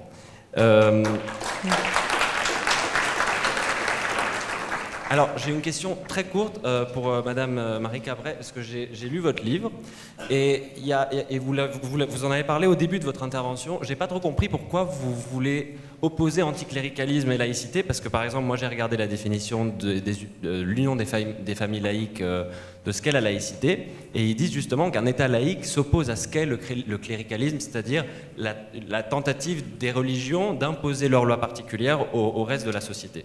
Ça, c'était une question très courte. Et par contre, ce que je voulais dire, vous avez parlé des renoncements de la gauche sur notamment la laïcité. Et je vous ai entendu sur CNews, chez monsieur Pascal Praud, dire que votre gauche à vous, c'était le Printemps républicain. C'est un organisme assez nouveau, composé majoritairement d'anciens valsistes. Et ce que je ne comprends pas, c'est que je suis mille fois d'accord avec vous pour dire qu'une grande partie de la gauche s'est totalement désemparé de cette question qu'est la laïcité qui doit être centrale. Mais si vous écoutez par exemple un proche de vos cercles, qui est le grand philosophe Henri Peña-Ruiz, il explique justement ce couplage entre justice sociale, justice fiscale, laïcité, souveraineté du peuple. Et ça, ces thématiques-là de souveraineté du peuple et de la justice sociale sont totalement absentes du discours de certains libéraux que maintenant vous soutenez en disant que c'est votre gauche. Moi personnellement, je ne comprends pas en quoi le printemps républicain est la gauche. Mais ça, c'est juste une question, je ne veux pas polémiquer avec vous, hein, mais j'aimerais juste savoir pourquoi est-ce qu'on peut abandonner quand on est de gauche. Pourquoi il ne faut surtout pas abandonner quand on est de gauche la laïcité, et ça je suis absolument d'accord avec vous, mais par contre on a l'impression que certains, comme Zineb El Rhazoui par exemple, ça leur dérange moins quand la gauche abandonne, ou la gauche abandonne la justice sociale par exemple, qui est un thème qui est lié à la laïcité. Alors, moi je ne vais pas répondre à la place de, vous l'aurez compris, c'est pas mon truc, je trouve que j'ai déjà bien à faire à parler de Charlie et de ce journal dans lequel je travaille, donc je ne répondrai franchement pas à la place de Zineb ou de qui que ce soit. Pourquoi en fait, dans la laïcité, vous l'avez dit vous-même, la laïcité, c'est pas la liberté religieuse. On le redit encore une fois, on ne cessera de le dire. Et c'est pour ça que je fais cette différence avec l'anticléricalisme, c'est que vous pouvez croire à ce que vous voulez. Vous pouvez changer de croyance, vous pouvez ne pas en avoir du tout ou de foi. Donc, si vous voulez, c'est en ça que je parle surtout d'esprit de la laïcité et que je raconte son histoire, parce que quand même elle n'est pas née de nulle part, la laïcité en France. Elle a mis fin à 35 ans de guerre civile, de boucherie entre catholiques et protestants. C'est quand même ça, c'est la paix civile, la laïcité. Donc pour répondre à la première partie de votre question, c'est pour mettre ça en avant que je dis ça. Je ne vais pas répondre, oui, j'ai dit, effectivement, vous avez bien entendu sur CNews, j'ai dit effectivement que j'avais cette affinité avec cette gauche du printemps républicain. Déjà, on va être clair, j'ai ma carte nulle part, je n'aurai jamais ma carte nulle part.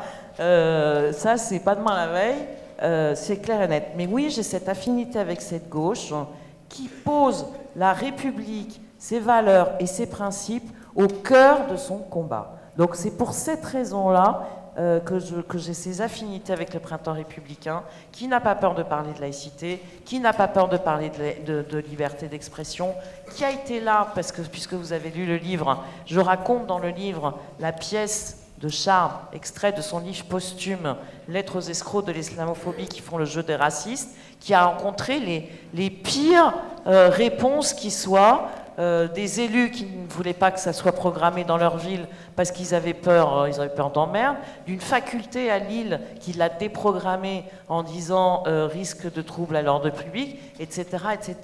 Qui a été là pour défendre la pièce Charme? C'est aussi ça ma réponse par rapport au printemps républicain. C'est clair que ces gens maintenant qui sont capables de mettre la République, ses valeurs, ses principes au cœur de leur discours, oui, ça c'est ma gauche. Et c'est celle que j'ai perdue, c'est celle que j'ai perdue, en tout cas qui m'a perdue, et c'est celle, par exemple, et puisque ça a été évoqué, c'est celle qui s'est dégonflée sur l'affaire Mila, parce que moi je veux bien qu'on prenne le temps de réfléchir, et vous avez raison, ce temps de réflexion, il est important, c'est pas moi qui vais dire le contraire, simplement, quand une adolescente de 16 ans est menacée de mort, d'appel au viol, déscolarisée, etc., etc., on va pas réfléchir pendant 10 ans pour savoir si on la soutient. Voilà.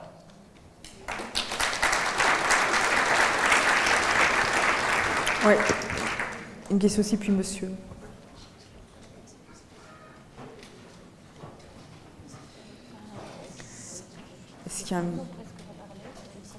Est-ce qu'il y a un micro qui circule? Ouais.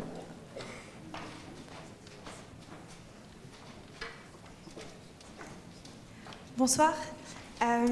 Alors moi j'ai 23 ans et au moment des attentats, en fait j'en avais 18. Donc j'ai pas la prétention de parler, de porter la parole de la jeunesse bruxelloise, mais je peux dire que pour moi, l'affaire Charlie Hebdo fait en fait partie de mon histoire, en quelque sorte, et donc de ma construction culturelle, etc. et intellectuelle. Et j'entends dans l'Assemblée des mots criés comme utopiste, quelque chose comme ça. Et je voulais savoir comment vous voyez en fait le futur de la liberté d'expression. Et est-ce que vous auriez peut-être un conseil à donner à la jeunesse aujourd'hui, c'est peut-être un peu bateau comme question, mais voilà, afin que cette liberté se pérennise. Voilà, moi j'ai encore quelques années devant moi et j'espère que ça va continuer comme ça et pour le mieux.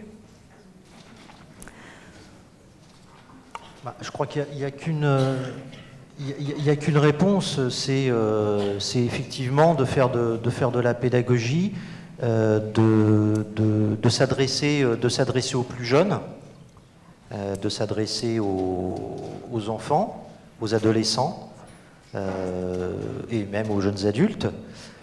C'est ce qu'on a fait d'ailleurs au lendemain du 7 janvier en 2015. On a monté en collaboration avec SOS Racisme et l'Éducation nationale une association qui s'appelle Créer, Dessiner, Liberté, qui circule dans les endroits, dans les municipalités et dans les écoles où on veut bien la recevoir. Ça, c'est un autre problème. Avec une exposition de dessins. Alors, ce ne sont pas les dessins de Charlie, c'est une sélection de dessins qu'on a reçus au lendemain du 7 janvier, qui nous ont été envoyés par des classes, par des écoles entières, parfois par un enfant, par les parents d'un enfant qui nous ont dit notre fille a fait ce dessin, voilà, qui parlent tous de la liberté d'expression, de la laïcité, du rapport aux religions parfois. Donc on a fait une sélection de ces dessins et les gens de l'association vont en discuter, vont en débattre au sein d'autres associations, dans des écoles, dans des mairies. Je pense que c'est que par ce biais-là qu'on arrivera à réapprendre, aux générations qui vont construire la société de demain ce que c'est que la liberté d'expression, ce que signifie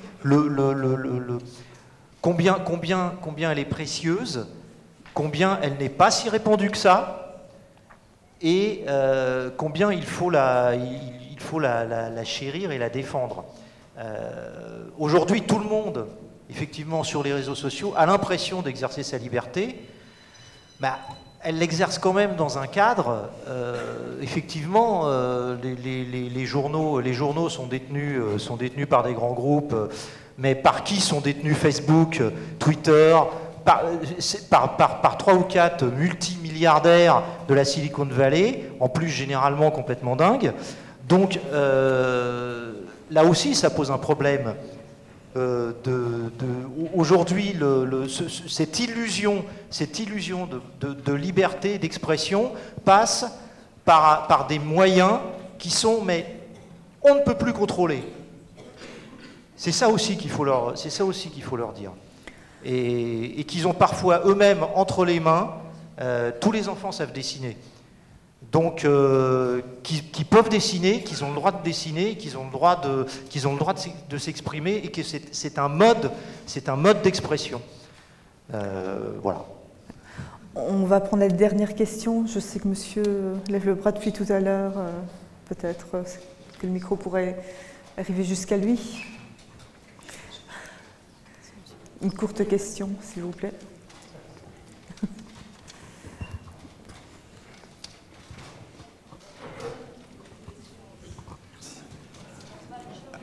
Alors bonsoir à tous, je vais essayer de faire court. Donc moi j'ai jamais vraiment compris ce que c'était être Charlie, donc je sais pas si je le suis, en tout cas je me suis toujours bien bidonné avec les caricatures de Charlie et j'ai jamais été choqué par un des articles. Mais en fait j'aimerais revenir à la première question de monsieur ici présent, mais de façon évidemment beaucoup plus calme et sereine et surtout dans le respect. Car j'admire Charlie Hebdo et c'est pour ça que j'aimerais beaucoup avoir votre avis là-dessus. Et donc la question, plus clairement, ce serait, est-ce que vous ne pensez pas, en revenant sur ce thème de la censure, si la censure institutionnelle, je parle dans le cas français évidemment, si la censure institutionnelle n'est pas plus importante et n'est pas plus puissante que la censure des petits groupes sur les réseaux sociaux dont vous parliez. Et je tiens aussi à préciser que ce n'est pas une question rhétorique. Je vois pas très bien ce que vous mettez dans le terme de censure institutionnelle. Si vous parlez effectivement des médias entre les mains de grands groupes industriels et de grands groupes d'influence, oui, mais là c'est autre chose qu'une censure. Une censure institutionnelle, c'est une autorité constituée qui décrète a priori ce qui doit être publié ou dit et ce qui ne doit pas l'être.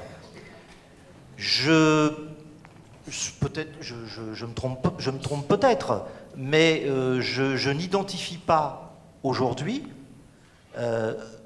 d'organes de ce type en France. Il a existé à un moment, et il était très actif jusque dans les années 80 pour le cinéma. Aujourd'hui, cet organe a été totalement modifié. C'est devenu un organe, on va dire, de classification, et purement un organe de classification, qui parfois subit des pressions, évidemment, notamment de groupes catholiques, mais je ne vois pas d'autres indices qui me permettraient de dire aujourd'hui, en France, il y a une censure institutionnelle constituée. Après, qu'il y ait des jeux d'influence, qu'il y ait des jeux de pouvoir, bien évidemment, ça on est tout à fait d'accord. C'est pour ça d'ailleurs que dans le cadre qui est le nôtre, nous sommes un journal totalement, au même type que le Canard enchaîné, totalement indépendant. Nous n'avons pas de publicité et ce sont les gens qui font le journal qui sont dans l'actionnariat. À part nos lecteurs et nos abonnés, personne ne décide de notre avenir. Et c'est nous qui décidons ce qu'on doit ou non publier, dans les limites de la loi, bien évidemment. Merci. Merci infiniment à nos 4 intervenants. Merci à vous. Je voudrais encore remercier le public, bien entendu, pour toutes les interventions, ainsi que nos 2 organisateurs, le Centre d'action laïque et l'Université libre de Bruxelles, d'avoir mis sur pied cet événement. Voilà. Bonne soirée à tout le monde. N'hésitez pas à vous servir par rapport aux publications. Oui. Je vais juste dire un mot parce que quand même, vu les conditions dans lesquelles on est arrivé, et là, vu les conditions dans lesquelles on travaille, vu tout ce qu'on vous a expliqué ce soir, moi aussi j'ai envie de remercier infiniment le Centre d'action laïque de nous avoir invités et d'avoir eu aucune hésitation à nous inviter à venir parler ici, remercier l'université pour son accueil et remercier tous les gens qui ont fait en sorte que cette soirée puisse se passer dans des conditions sereines, tranquilles, comme quoi c'est possible.